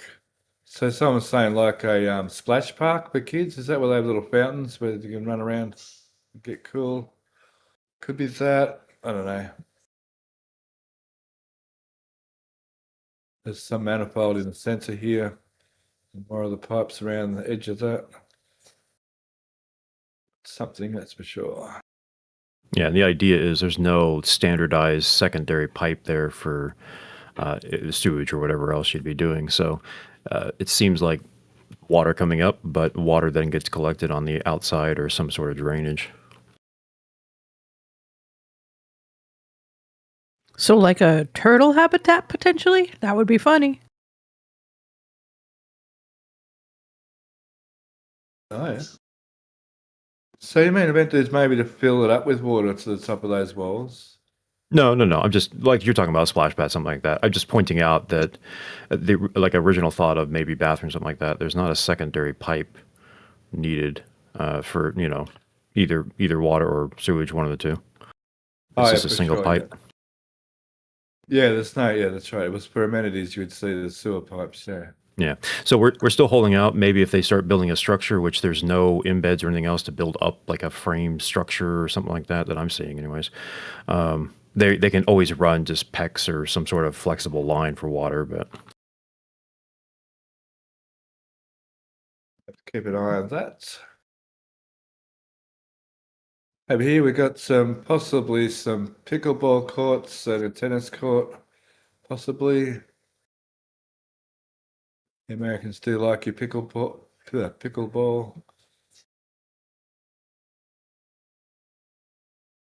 And because it's kind of, I think this kind of looks like the size for that looks too small for a tennis court. But this looks about the right size for a tennis court. And then maybe, and this is a basketball court, as we can see here. A bit of R&R for the villages. So now they'll be able to like organise. I guess they already do, like have teams. Of course, you'd have a team here, Starbase tennis team to go and compete with, say, Brownsville tennis team, and same with basketball. Compete with surrounding towns as clubs do. These are all sort of important things for crew morale and so on. Keep the happy family, happy life, so to speak.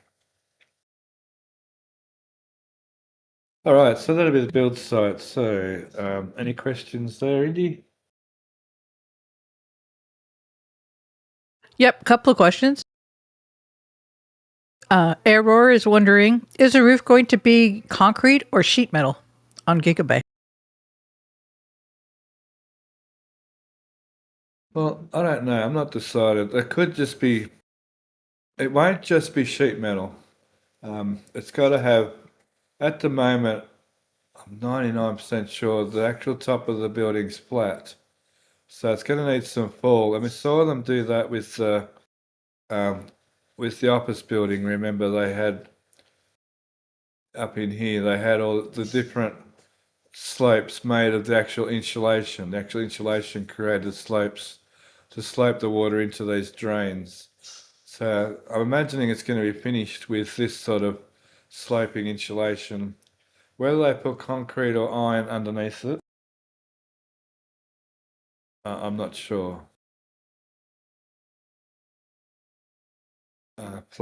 Florida might give us some clues to that. But I was pretty sure Or I was not. told in show and tell that they can in fact lay that insulation directly onto the sheet iron. And I can't remember Yep, if they had PK was saying that. Yeah, okay, yeah. So more than likely, well, PK says it's probably more than likely true because he's pretty accurate with all this sort of stuff. I think he's worked on just about every single tall building in America. So, yeah, so more than likely sheet iron with that insulation that can make a slope on. And in fact, I think that's why the parapet wall is here, so you can't see that slope when the building's finished.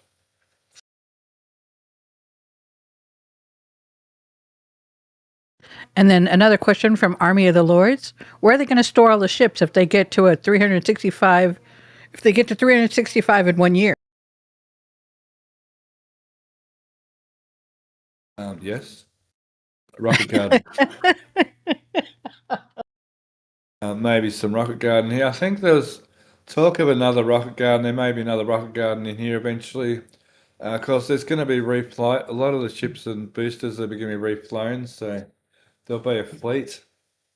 So some of them will be parked, getting refurbished, ready for flight. So between those, refurbishing bays, and much like like aircraft, the end goal is, I think airlines always said, the end goal is to be like airline, like an airline company. You don't have shed pools of aircraft to be flown once and then destroyed. You have fleets of the things, flying all the time. So there's like, if you know what I mean, there's going to be more flying than you're going to need stored. But yeah, there's potential places. I'm sure about 6 months ago I mentioned something about a new rocket garden somewhere. I'm not sure whether you meant that was this Star Park as a place to display the rockets, because this rocket garden's also always been in the old days more or less a display area as well as a parking area. So you might have meant just that area, but yeah, potentially more rocket garden. Yeah.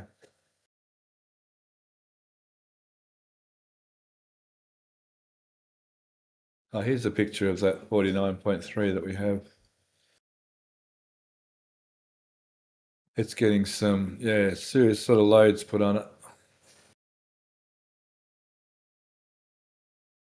Thanks, dudes. Yeah, my idea would be they can just have them in low Earth orbit, and then, whenever you need a ship tanker, just bring it in or something like that. I don't think that's what they're going to do. It's kind of a funny idea. Oh, yeah, park him in space. That's a great idea. I like that. Thanks, Indy.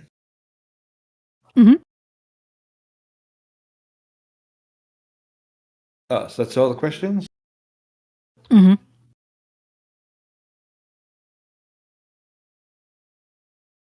All right, I'll move on to launch side.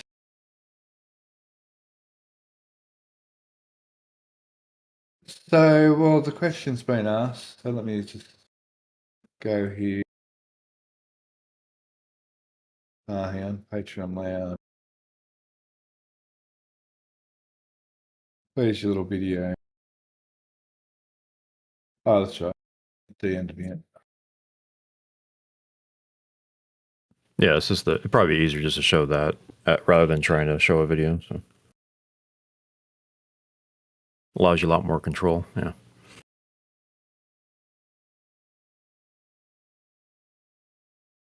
So some background. Event Dudes has been tracking and plotting all the points of the 3 escort ships of our starship that's in the ocean. And this is a little movie, a little GIF, if you will, of MP4 of what all that movement looks like.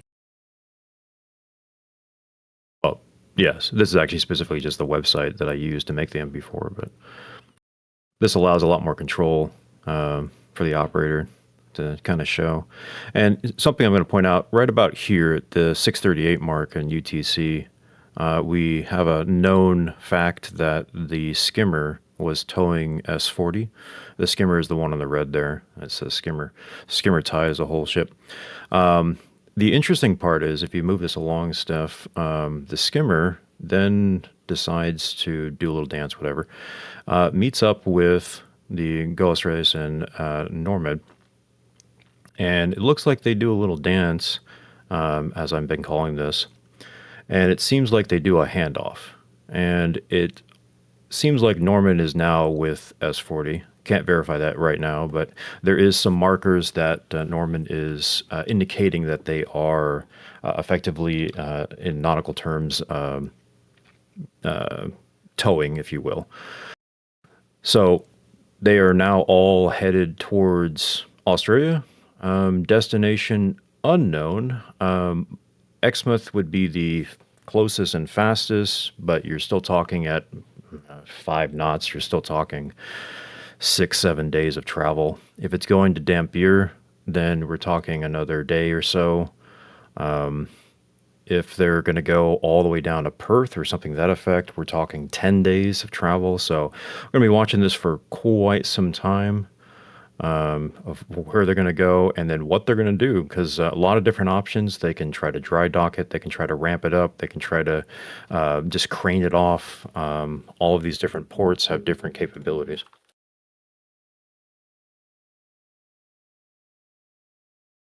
Thank you very much. Yeah, Perth's down there and Exmouth's up here.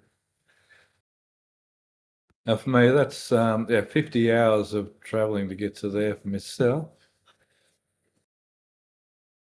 It's a long way across Australia. That's almost like going from LA to somewhere like New York or something. Cool, very good. Appreciate that. Then we Okay, have questions about that if you want those questions now. Sure, do that. So Nathan Great is wondering, do you think SpaceX will try to get S40 back to Starbase and put it in a new park, or do you think they'll just inspect it and take it apart?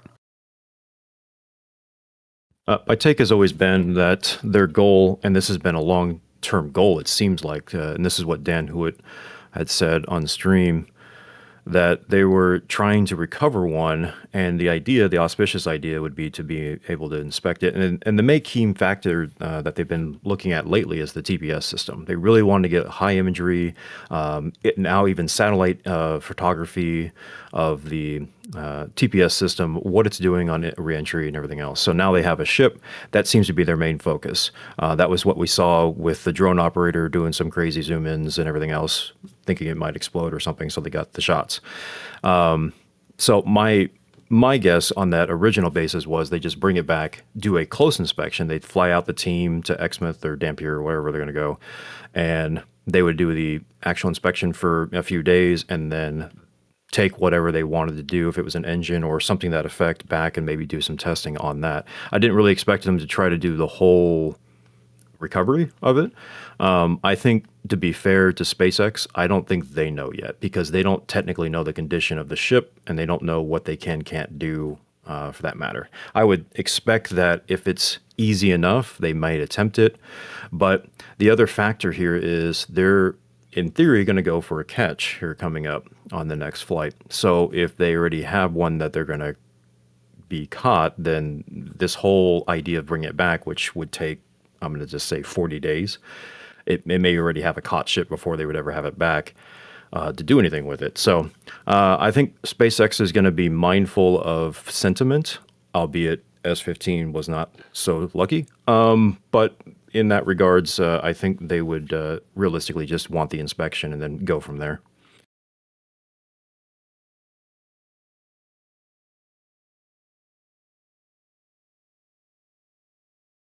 Cool. Thanks, Indy. Got one more question for you along the same lines. Gabriel's wondering, if it's not officially a vessel, any expected bureaucracy to tow in Australian waters? No. One, Australia has an agreement with for ITAR and anything else of that matter, if that was ever a situational. And two, otherwisely, no, this is just a normal operation for these vessels. They just picked up, as far as anybody else is concerned, they just picked up some stuff in the ocean. They're bringing it back. It could be a dead ship or a rocket. It's all basically the same idea.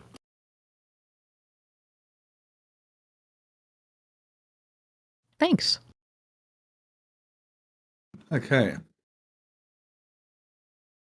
Onward ho. Okay, so the main things going on with the flame trench this week at Pad 2 is the installation of burn plates. So in these blackened areas here, we're starting to put burn plates in as a result of the, what is it now, 2 static fires and 2 launches. Actually, probably more than 2 static fires. They're putting them in over on, hang on this side first. Let me find that angle. They're down on this side first. We thought they were going to put the platform in underneath, but it's not there now. So just to note here, a couple of spots on the 4 spots of the flame trench. There must be something, funny going on with the fluid dynamics right there. That they can need to protect the walls from the plume a bit. Yeah, we did. Go on. We did see last night that they were doing more of those on this side. On this side as well. Yeah, they're lifting him last night. So that obviously we saw him, and we had some ground photos of that, of them lifting it on the opposite side. And then last night they were doing this side as well. Oh, there's ground photos, yeah. Oh, yeah, not that one. Yeah, I've got a ground photo. Yeah, we'll be curious to see if if this is the test bed and then they're going to implement this on the other flame trenches, or they've already adapted that.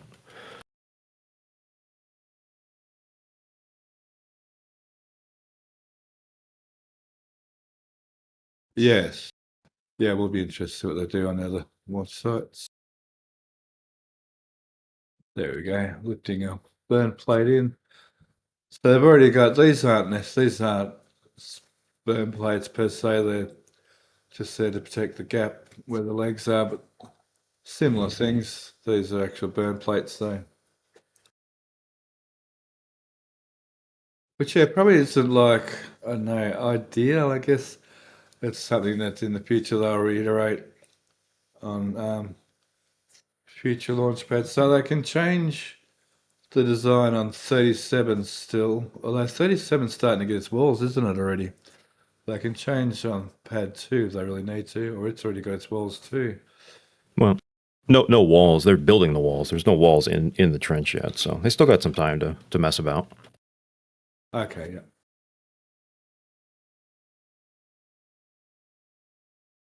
So yeah, that's going on. I mean, the burn plates could be all they need. The burn plates sort of suggest like a usable commodity that's going to need to be a consumable, basically, that are going to Well, need to be changed from time to time. no different than the floor there, I would think. If they got the flow of the water flow and they got all of the heat flow maps going, that they should dial this in. That they don't need to do that. It should be good enough. And maybe who knows, a year down the line. I'm not expecting them to do it anywhere near what the original pad was. Sure, they've got still this extra pipe here. In fact, I think in Florida that is actually hooked up. I think in Florida, a 39A is that, whereas you can't quite see it here. That valve's actually in place down in here. Correct. Yeah, they have the standardized, if you want, one of those red valves, but that pipe ends. It's just cap still, so there's nothing informational wise other than the fact they have indeed hooked it up in Florida. Yeah, this one's just capped, yeah. So maybe they're already onto it at Florida. Okay, so that's pad 2. What's this guy doing? Oh, just getting stuff, getting on board. It's something else at pad 2. If you want to stay here, they all the pipes on the ground there in that previous yeah. shot.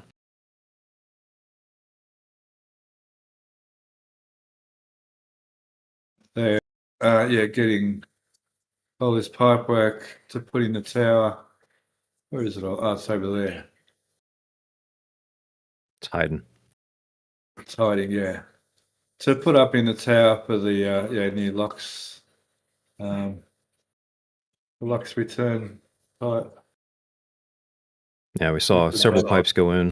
So, in fact, one of those looks very similar to it. So, not sure hoisting it up. They're doing the old manual method as opposed to the nicer method where they just, pre-install them. So, they're doing the old school way. Yep, threading them in there.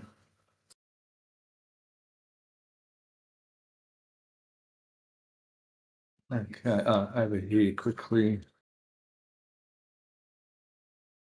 So they're doing some coating on the wall here. They've got some photos of that too.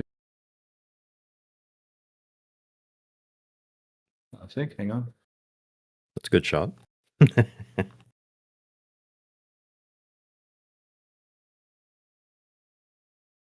second. I'm not going to find it.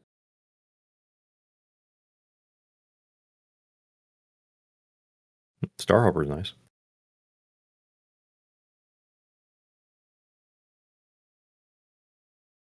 There's the shot. So they're doing some coating on the outside because the formwork's a bit rough and this was all straight like edges, so they want to make a nice curve around here. So they're doing a bit of coating on the outside. They've got that same detail on the other side of the gate, except this one comes with three crooked tree, nice crooked lines. A couple launches will correct that all out. Exactly. Looks like they completed all the wiring and so on for this pump system, backfilling everything, ready to put some more, should I say, permanent concrete in.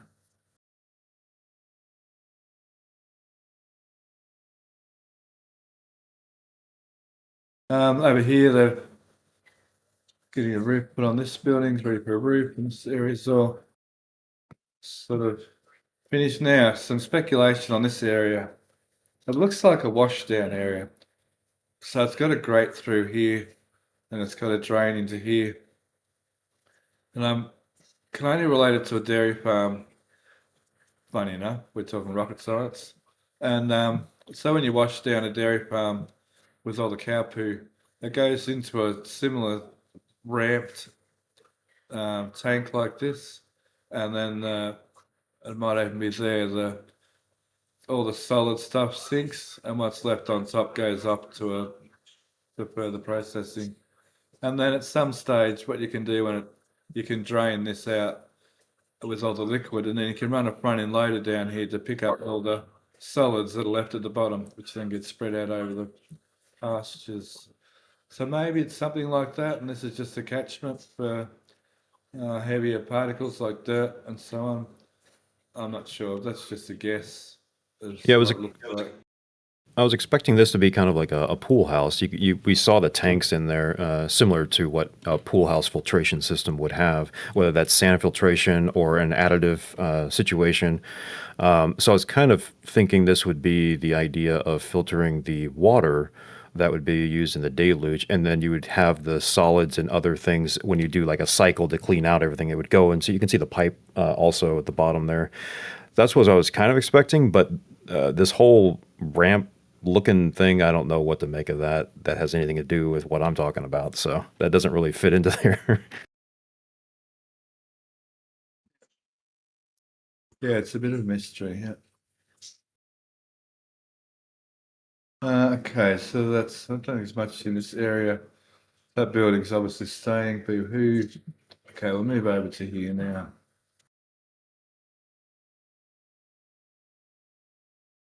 A bit further over, hang on. Let's say we're spoiled with the amount of pictures we get these days, which is awesome. Okay, over here. So this trench is being built for the commodities, as far as we know. I thought they were going to have a sheet pile either side, but apparently that sheet pile is mostly there, well, they're saying to protect that wall foundation, but gee, they've dug a lot of dirt out the back of it even still. Not sure about that theory. Could be a divider, or they might be prepping that for something else as well. The high pressure lines. So the trench proper, and then the high pressure lines are on this side. So the commodities will go around the outside, and the high pressure lines will come around the inside. So maybe that's for the high pressure lines, which ran beside the trench. Remember, along here, all the high pressure lines are buried directly. So they could, in fact, put the main trench through here, and then the high pressure commodities over there. And somewhere along here, it's going to divert up to the side here. We assume to get over to the tower and to the new trench. So it should come along here, and then somewhere along here, it's going to angle across somewhere. So they're going to need to put another one of these, this system, somewhere in here to change, direct to split it from the tower and around to the trench. So that's happening as it goes along. This building's still here, which I'm surprised that it's still there, to be honest. Obviously, Marvin here, or Cranex, or whatever you want to call it, the LR11000 is getting reassembled. It's got its the front on it there, the thing, the heel. Yeah, and if it stays there, it's going to be doing the pipe work for all of the trench there. So It's sitting on a mat as if it's going to be there for some time. Heel safe frame, it's all been sheathed. So it was moving around the other day. Someone was saying it was because they've just reeved the main winches here with the cable in the back of this truck. So probably wiggling it backwards and forwards to make sure the cable goes on the drum properly. So by now it's ready for its actual boom sections. So it's not going to be configured to do the roof, is it? That's the other 11,000 is going to be configured for that. yeah, and again, I think because of its positioning, that's clearly not going to do the roof there. So, not sure it even has all the. I mean, they have more components, but what they currently seem to be on site, that wouldn't be enough, anyways.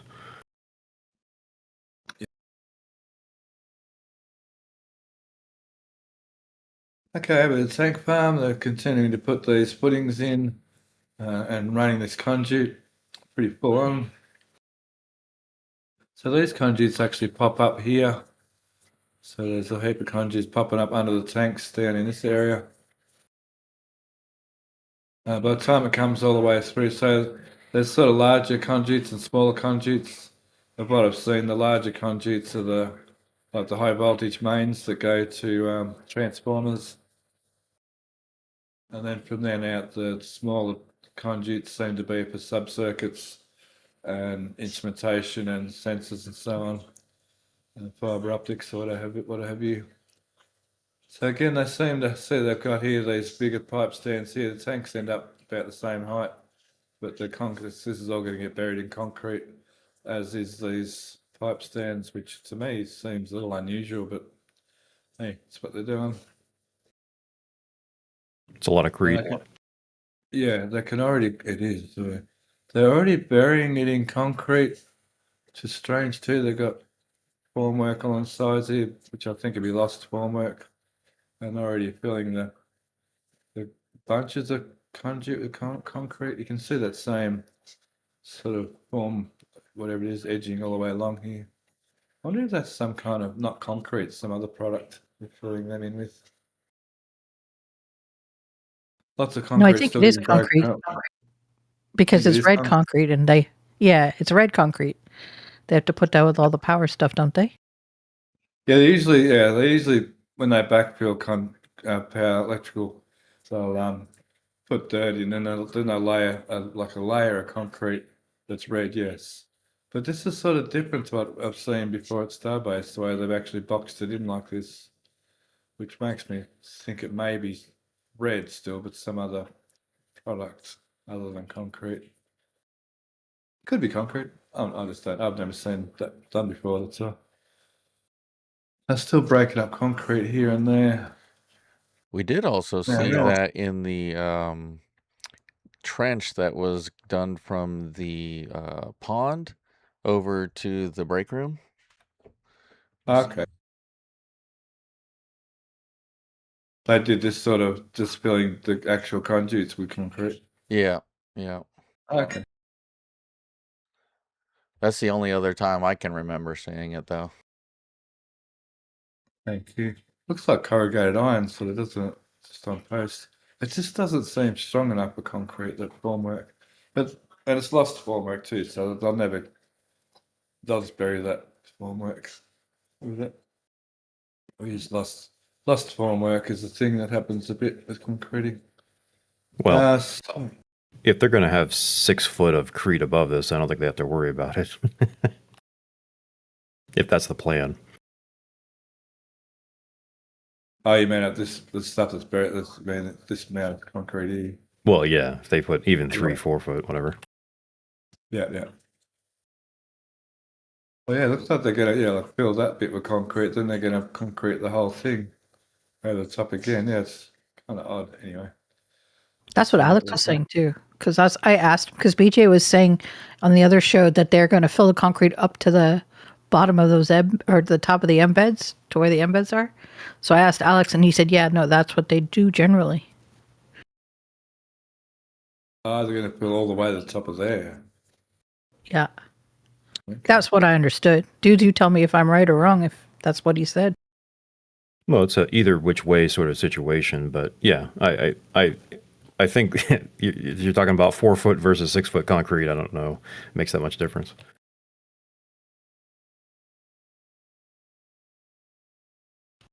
Alex says they do that everywhere at Starbase. The red concrete, the way that they're doing it. He says they do it everywhere. He just happened to hear. Oh, yeah, I've seen them pour concrete. Yeah, red concrete over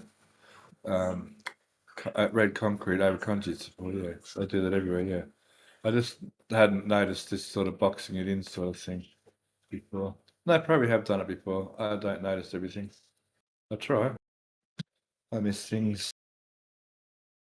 So over here we've got this set of tanks not still hooked up, and maybe, you know, they might not. They might do a, like this tank over here. Never ever got. No, sorry, over here. This tank that used to be over here never got hooked up. Now they're not hooked up. They've got the spots for it. It's a bit odd because I don't know if they can be able to get those out, or at least not easily, right now. Yeah, he Yeah, said this those are whole- not, those forms are expanded mesh forms. Oh, okay. They look like when they do the telephony closets at work, how they do all the cabling. That's what that looks like to me. It looks like a silt fence to me, but yeah.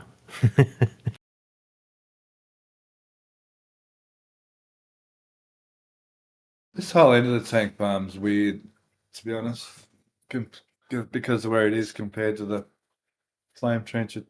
None of this makes sense. I mean, for temporary, well, until this pad's built for launching out of pad B, fair enough. I guess it's logic. And we're thinking this electrical is coming through this power for over here, so they've got power for the tower and for the GC bunker, and perhaps I'm not sure that power's gonna come around that way or around this. Oh, so it's got to get to here. There's power here. It's got to get to, and on the last pad B, pad 2, it came around this way, the power. So it may still come around this way. So that's pretty well. We're in the front here again, so I'll go back around the front for a sec. Front. This front will do. Maybe so. We already saw a commodities trench go in, we think, for the ASU with bollards, and now they're building another one over here. In here with the same 2 bollards here and this one as well. Not sure. So this all happened sort of in between flights. This was just all dirt and so on last time. So they relaid all this concrete. So all these conduits went underneath here, and they put this other culvert in. So all those conduits end up going into these 3 vaults, wherever they are. They're in here somewhere. Must be under dirt here somewhere. 3 vaults in here. They've been breaking up even more concrete in this area this week. A lot of this concrete was gone last week, but this week they're continuing to break concrete up. Concrete's quite prevalent right now, and sooner or later they're going to break this wall down as well. So here we can see how they've got the guttering here. So they've got the normal guttering where you can't drive through, and then it changes, to the guttering that you can drive through just here. Ready for that hole in the wall. Yeah, Alex is saying that's all for drainage. Through here's for drainage, yeah, but this is actually driveway, like what you see as a driveway. It's all guttering for drainage, yeah, but it changes here where you can actually drive through it, like you see on a normal driveway on a house. Normal curb and guttering changes. That's where your driveway is. Yeah, it's all drainage, yes, all the way through. These are all drainage holes. And it's all tied in with those new pumps right up at the other end. Goes all the way. It's all the way right through to the other end. All that drainage is all linked all the way through. There used to be a really bad low spot here. It's all been redone. That whole drainage, it's all been redone all the way through. Pops under the wall here. It's redone all the way through to here. A new pumping station for it all here. And all The drainage he was referring to was the ducts within those bollards. That's what he was referring to. hang on. I see. Sorry. No worries. So we're not all about that for nothing. Well, no, it's still good to show where the water is going to flow on the street.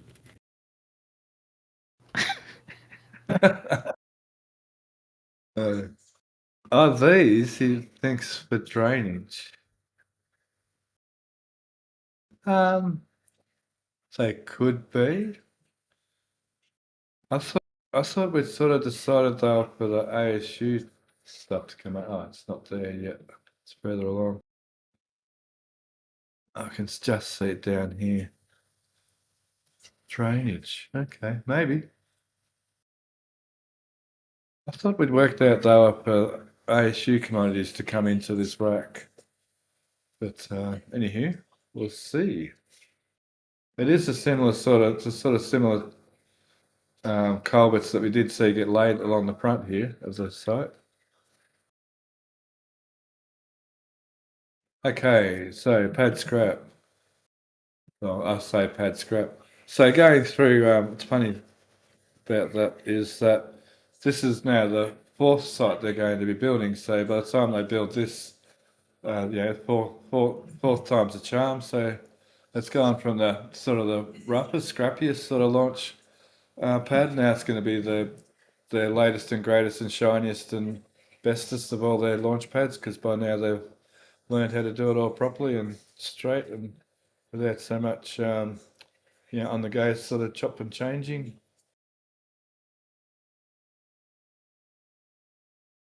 Well, that works in theory anyway.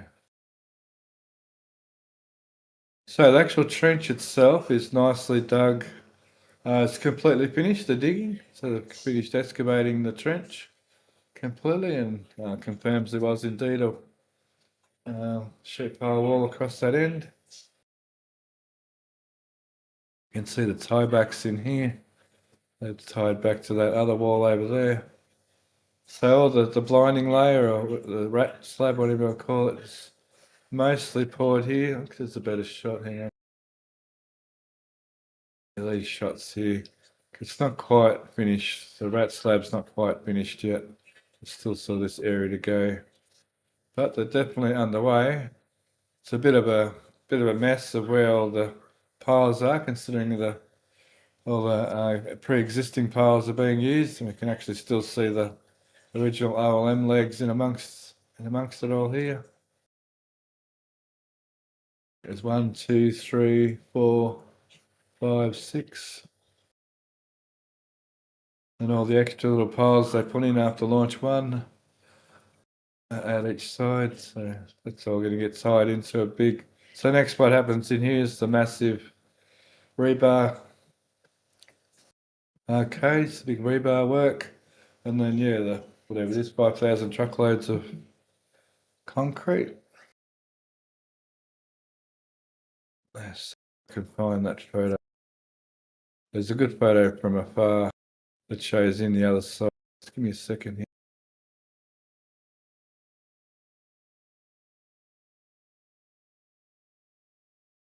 I'm just going to find it now.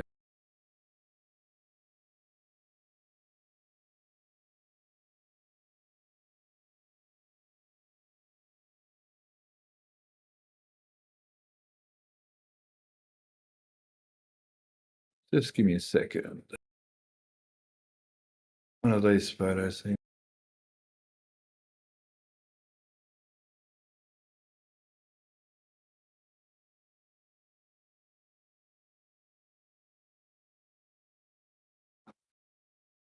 I hate when here it is, this photo. I hate it when you can't find a photo. So in here we can see.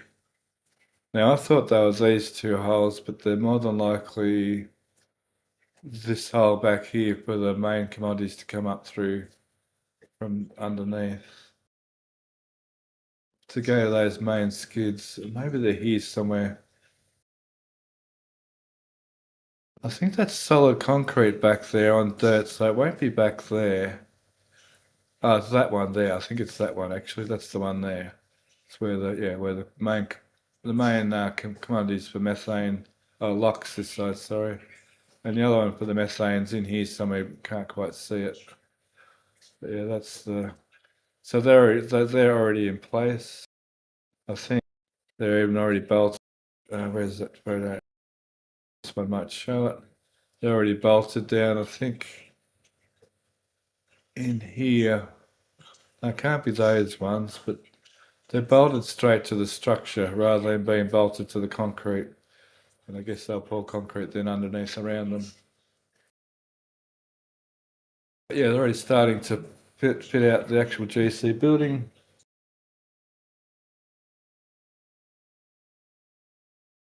Oh, there's 700 people in chat. Good to see you all in there. Okay, lots of things going on around the surrounding areas. So down here, they're putting the third layer on these two at least for now. And then in here's where the legs are going to fit. Speaking of legs, which are sitting just here off screen. Sitting over here. So they're the legs for the OLM. Remember the bolt pattern there we saw on them for the longest time when we had the longest discussion about whether the OLM was going to be removable or not. They're the actual bolt holes we're talking about. So those bits go in here, leaving a little gap to be filled in later on with those burn plates.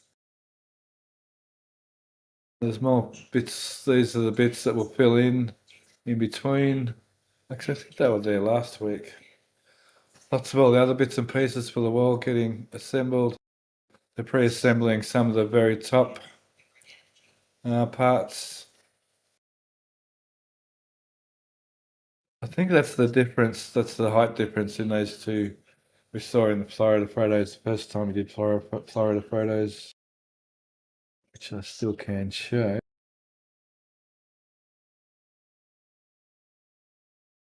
Over. Look here quickly.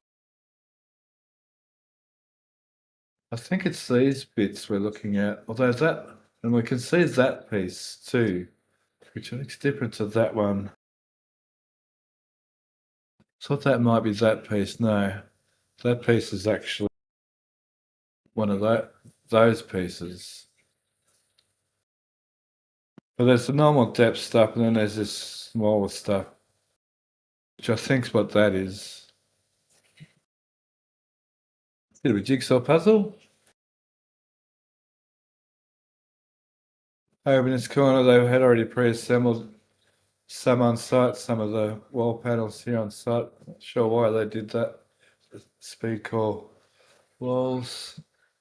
Why they needed to assemble some here. Could have been a final fit kind of measurement. Yeah. This whole wall's completely gone. And they're digging up that was kind of, yeah, it did have some transformers in here. Digging all that up. Digging up through here as well. Yeah, it's curious. On the map, Yeah. they were talking about that being the high power building, but it might be that that's just the old one. And they've taken that out, and they're going to move over to the VFDs. Yeah, they may put another building here, yeah. The trench going through here, which could be for commodities from the ASU. Not sure. There's lots of they're digging up lots of old conduits and cables. This area in here is riddled with cables and pipes and so on through here from this old building, especially through here. There's tons of stuff in here. So where does those? There must be vaults over here still somewhere. Maybe even be in here from coming across here originally. Actually, they've got these open. They're either pulling cables out or putting cables in. They're probably pulling old cables out, to be honest. Across here. Get you ready for the new electrical. Okay, what else is happening on pad 2? Get a wider shot.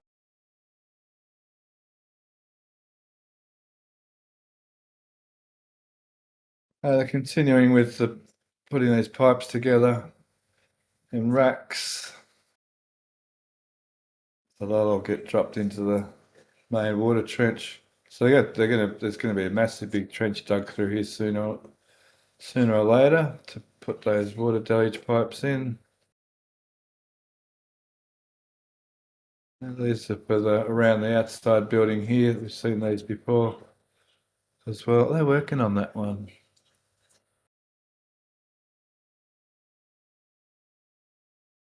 Putting some kind of plates on it. This steel was for this outside building as well. Well, there's a roof that they have to have the beams go across as well. Yeah. Speaking of roofs, actual tower roof is up to having handrails put on.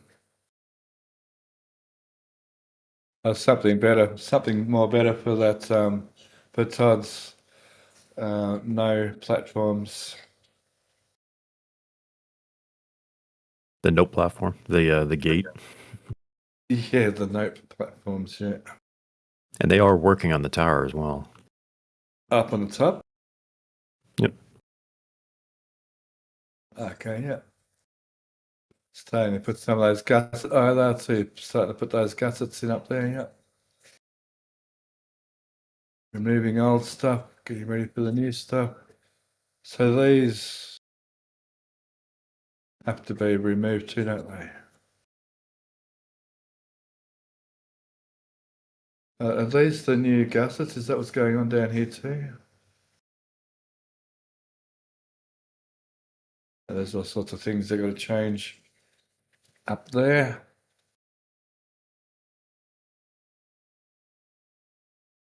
Okay.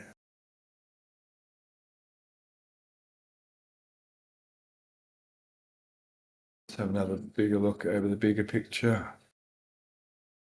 Well, and obviously we're missing a arm, which is also now gone. So, well, to be fair, there's like 2 pieces left. Yes, there is a tiny bit of arm left. Yeah, there's the last bit of the arm. Thank you, yep.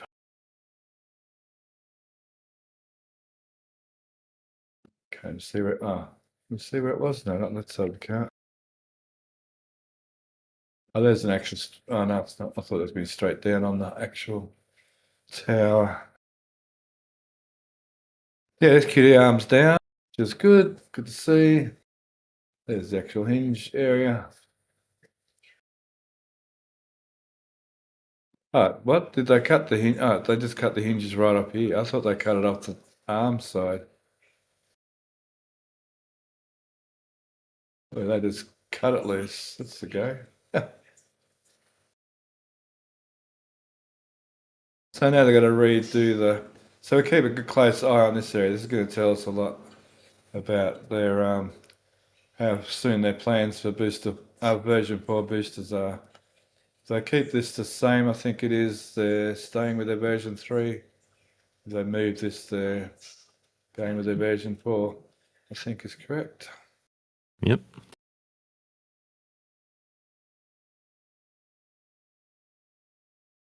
It still looks old and rusty and yucky.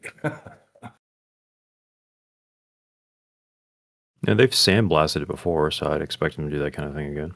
They have the window washer utilities to be able to do stuff like that as well.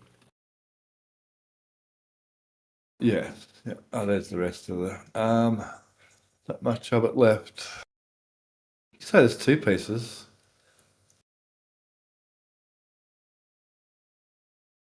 Looks like that even looks like the swivels, to be honest. It's a big pile of scrap now.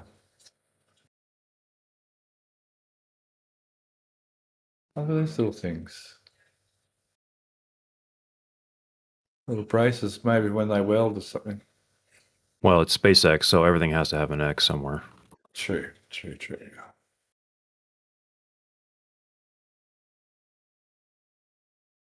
Okay, I think that wraps up pad 2. I mean, we could go into a lot more detail about all these things, but that'll all become self-explanatory once they start putting the walls in and Boy, that's all going to happen so much quicker this time around. This whole pad's going to go together heaps quicker. I think we're already seeing that at 37, how quickly 37's going ahead. Like, wasn't it lifted with cladding pieces already in place, like on the tower and things like that? Oh yeah.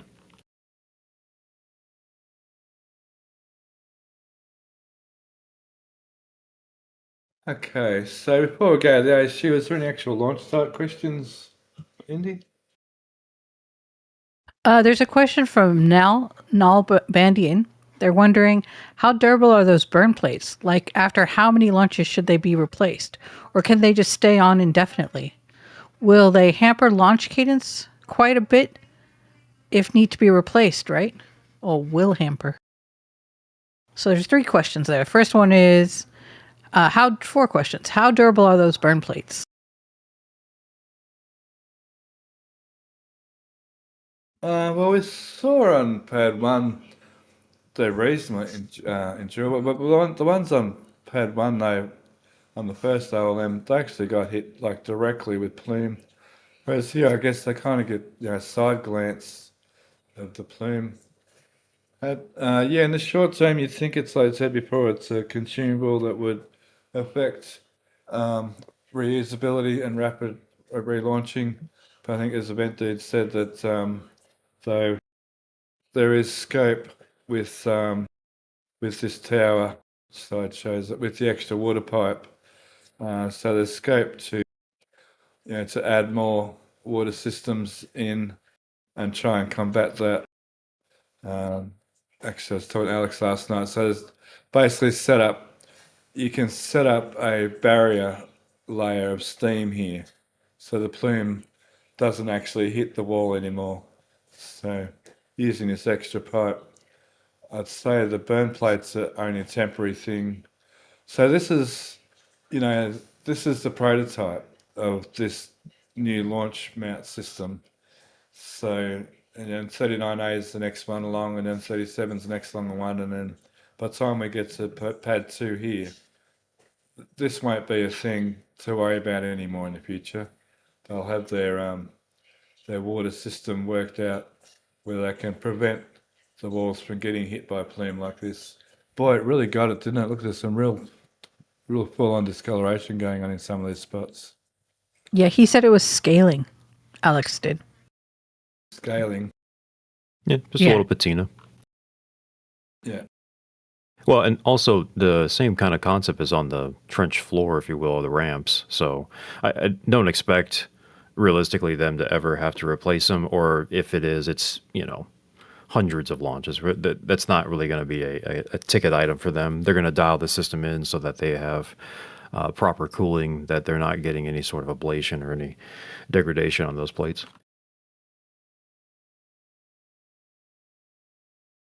Yeah, thanks, Indy.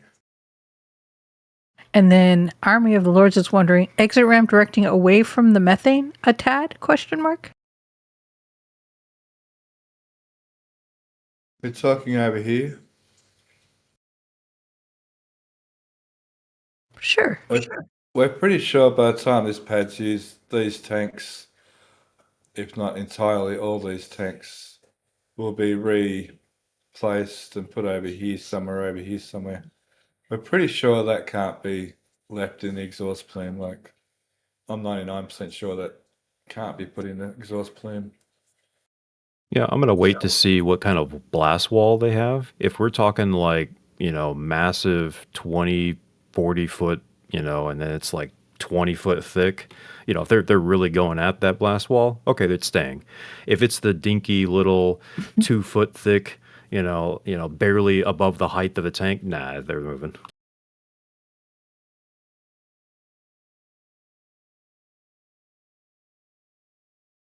Thanks, Cindy. Yep, that's all the questions that have to do with the launch site for now. Oh, we're getting up easy this week. A few easy questions for us. Cool. Some days you challenge us. Chat with your questions, which is good. I enjoy being challenged. Okay, over to the ASU. It's going to look like not much is happening here over all the fiddly stuff to finish it up. We're already seeing some insulation going in from the start. So as a funny side joke, you can tell SpaceX isn't doing this because they're insulating already. A bit of the water pipes seems to be getting hooked up here and there. We don't seem to see the air actually hooked up just yet. You see on this photo, I can see it over here. The air filters have been. We saw them arrive on a truck. Were they in this lot? Yeah, I was trying to think when. Let me quickly look here. Yeah, I think there's a ground shot of it. I know there's a ground shot. I just don't remember when. We have so many. It's desperately hard to keep track. So Nice problem to have. Yeah. I don't think I have it.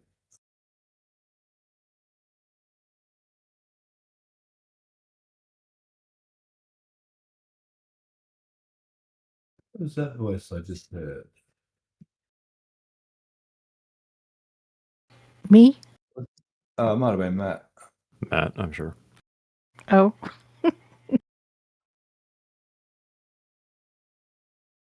Yes, I've got to really get myself on top of these ground photos and get it a bit better sorted out. 'Cause there are a couple of ground photos here, sorry, that I could have shown. But anyway, we'll work on that. Thanks, Event Dudes, put those couple of photos in Discord for me about 43.1. So here we got some inlet, I guess, to hook up between the compressor and the air filters. So a little running joke on show and tell was there's a flange on this end, but not on this end. So when they join it onto here, they just use duct tape like they would for a air conditioner or whatever. But no, I'd say that's getting welded actually. It's prepped for welding. It seems to do a reduction maybe just before it gets in the compressor. Maybe that's something to do with Bernoulli's theory. So it comes in, velocity goes up, pressure goes down. When it goes through that sort of venture, I'm not sure why it's throttled like that, to be honest. So then the inlet for the actual compressors was somewhere like over here inside the building. There's some water coolers on this side. So those lengths through there. Thank you. There's our photo of the air filters in their three parts. Here's the part that is heading towards the factory. That's the other end of it. I want to say you had early in the ground shots, you were flashing that building. I don't know if we could see into what you're talking about with the pipe there or not, but the pipe was in the photo as well. No, not mine. The one you were flashing earlier on the ground photos you had. Oh, okay. I had mentioned that it was a nice photo. It was the ASU building.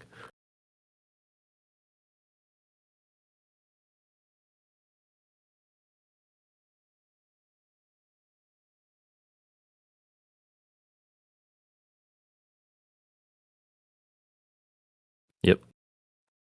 I can't quite see in there. That's all right. You can see the pipes, how massive they are from this kind of range. Yeah. You can't quite see. Oh, that's further across than I thought. Can't quite see in there. But yeah, there's the big, where are we? The big heat exchangers in here. And the big compressors are sort of in here. They are big, they're massive. Yeah, they ain't playing around.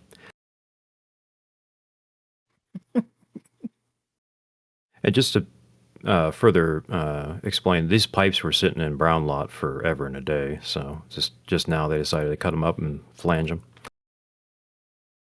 Okay, yep. forever and a day? Yep. Did you end up working out the outlets of this thing? Maybe in a future Starbase expanded. Okay. Good idea, thank you. Yeah.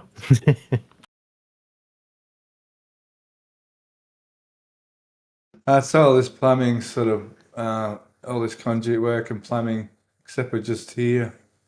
It's all here. So over here, a big thing this week is we've got some posts to start putting up the building around this this pump station. Oh, there's starter bars for more concrete once they put the posts up. There's some heaps of conduit for electrical, more conduit. And with that, posts are a heap of roof steel too, I guess, as well. And more posts. Oh, look at all the connections going into here, all those conduits we saw. There's like hundreds of them down under here. Still waiting for some more transformers for here. And that's about the ASU. And really quickly, a couple things of note. Yeah, one, the funny thing on the back of where they cut a new hole because they decided to lower the intakes, if you will, as opposed to the circles that are above the said hole. And two, they put the round pipe through the square hole. That's right. That's the round. What's the beam? Is the square? The round pipe goes to the square hole. They put a new building over next to the let's call it the first rig, next to the main distillation column as well. And expecting that to be, we'll have to figure this out. Expecting that to be some sort of maybe power building or extra building. It's right next to the main column. Yeah. Okay, little prefab came in. Was it a prefab? Yeah, they didn't build that. That definitely had to come in on a trailer or something. Yeah. And the other point, when you're on this photo, it's a funny part. There's supposed to be the air coming out of the main compression building in the center, but they just patched that up, which doesn't mean anything. They can cut another hole like they did on the back side. So Maybe it'll be another square one. More Bluetooth. Another square hole, yeah. But that's funny, that little video. And the round block goes in the square hole. And the star-shaped block goes in the square hole. All right, cool. All right, thanks, event dudes.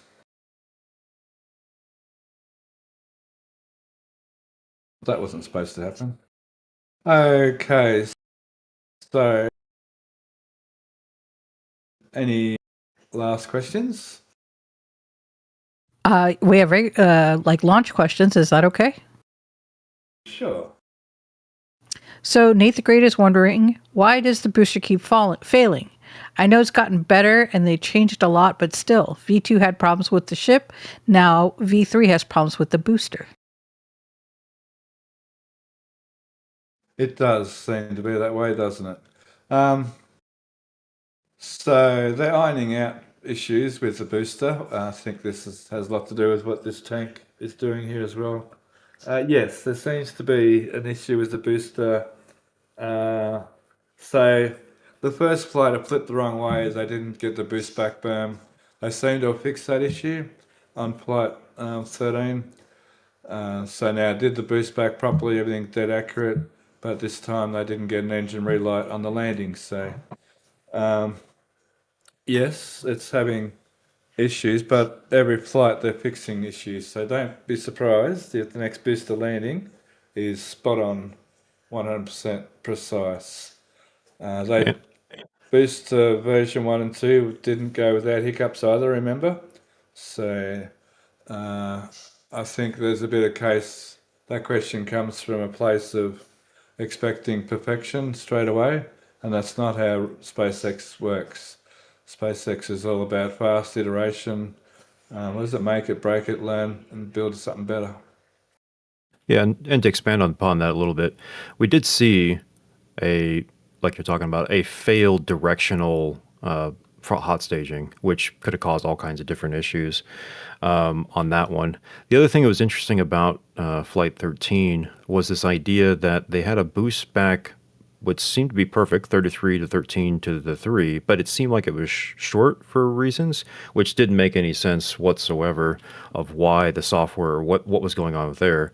So I'm going to couch that in the possible software issue, as in there is no actual issue. And then as far as the landing burn was concerned, it was also very odd, as it didn't light all 13, which in itself could be a myriad of different piping issues or hardware things. But to that effect, again, did not keep the 8 it had all the way through to scrub off all of the speed. Now, I'm kind of curious of what they're doing with that.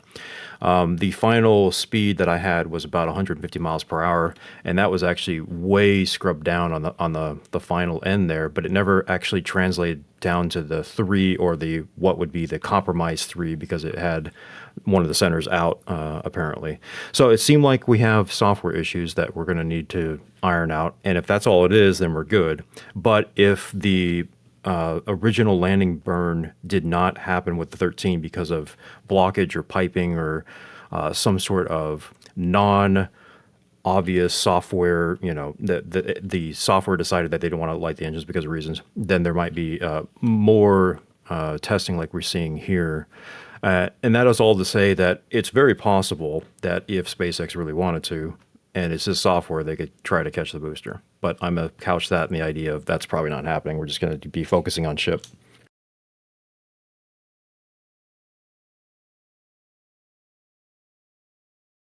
Yeah, I think booster landing, I think will happen soon. Booster catching. One more flight, maybe 2 at the most, and they'll be catching booster. Thanks, Indy. Yep. Fazilla is wondering if when they make a ship with lunar landing legs, would the first sign we see be a new stand format? Oh, no idea how that's going to play out. That's really too hard to think ahead that much. I'm not sure. That's a possible idea. I'm open for any possible ideas. There's probably as many answers to that question as your imagination can create, to be honest. But yeah, So, we'll see something, I guess. so let's say that the renders are anywhere near correct, and the legs are kind of like a Falcon 9 style, that they're going to fold up within the area and they're not going to necessarily impede the quote unquote stand and how it mounts to it, then no new stand. But if it's going to be a situation where those legs are going to be, however they're going to be impacting it, then we would see a new stand. And I want to say that they have been at least testing that at McGregor via the secret tents they have there. Yeah, they should be able, well, it's only got to sit on the booster, so I wouldn't necessarily need a new stand. It'd be a new interstage, wouldn't it? Because it's only the ship that has to change. Well, no, I was imagining like if the stand rails or something, because the legs are going to be, well, it depends on how they do it, I guess. They can indent them. There's a lot of different methods. Some way or another, fashion, form, but there might be a possibility of the legs being protruding out in such a way that it would impact the stand. Yeah, okay, yeah. So Wrangler's wondering, was there any sign the header tank having anti-flushing preventions? It's suggesting fuel was moving around. Oh, that baffling. Well, the landing tank, funny thing about that. So the landing tank, like I said, I keep saying, during the flip maneuver especially, the landing tank is full of locks and it's not contained within a tank of liquid, so it's sitting in free air basically inside the lock's main tank. So the flip, it's all about G-forces actually and the actual tank not moving or breaking, plumbing or what have you while actually doing the flip maneuver. When it comes to actually landing, burn to start, the booster's vertical, so it's pretty well all vertical G's. There wouldn't be a lot of sloshing going on, but and when they're doing the actual flip after MECO, the tank should be full. The Lux landing tank should be full. So once again, there wouldn't be much sloshing. So I think it's more about physically trying to handle the G-forces that are involved with the flip for now. And maybe there's still something wrong there. That's why they couldn't get their landing burn done. I'm not sure. And I don't know. We didn't see inside the tank. I don't think to see if there was any baffling. The Yeah, bubble in because question. all the information we had was B-18, and I don't believe we had any sort of disassembly of that tank in the open that I recall.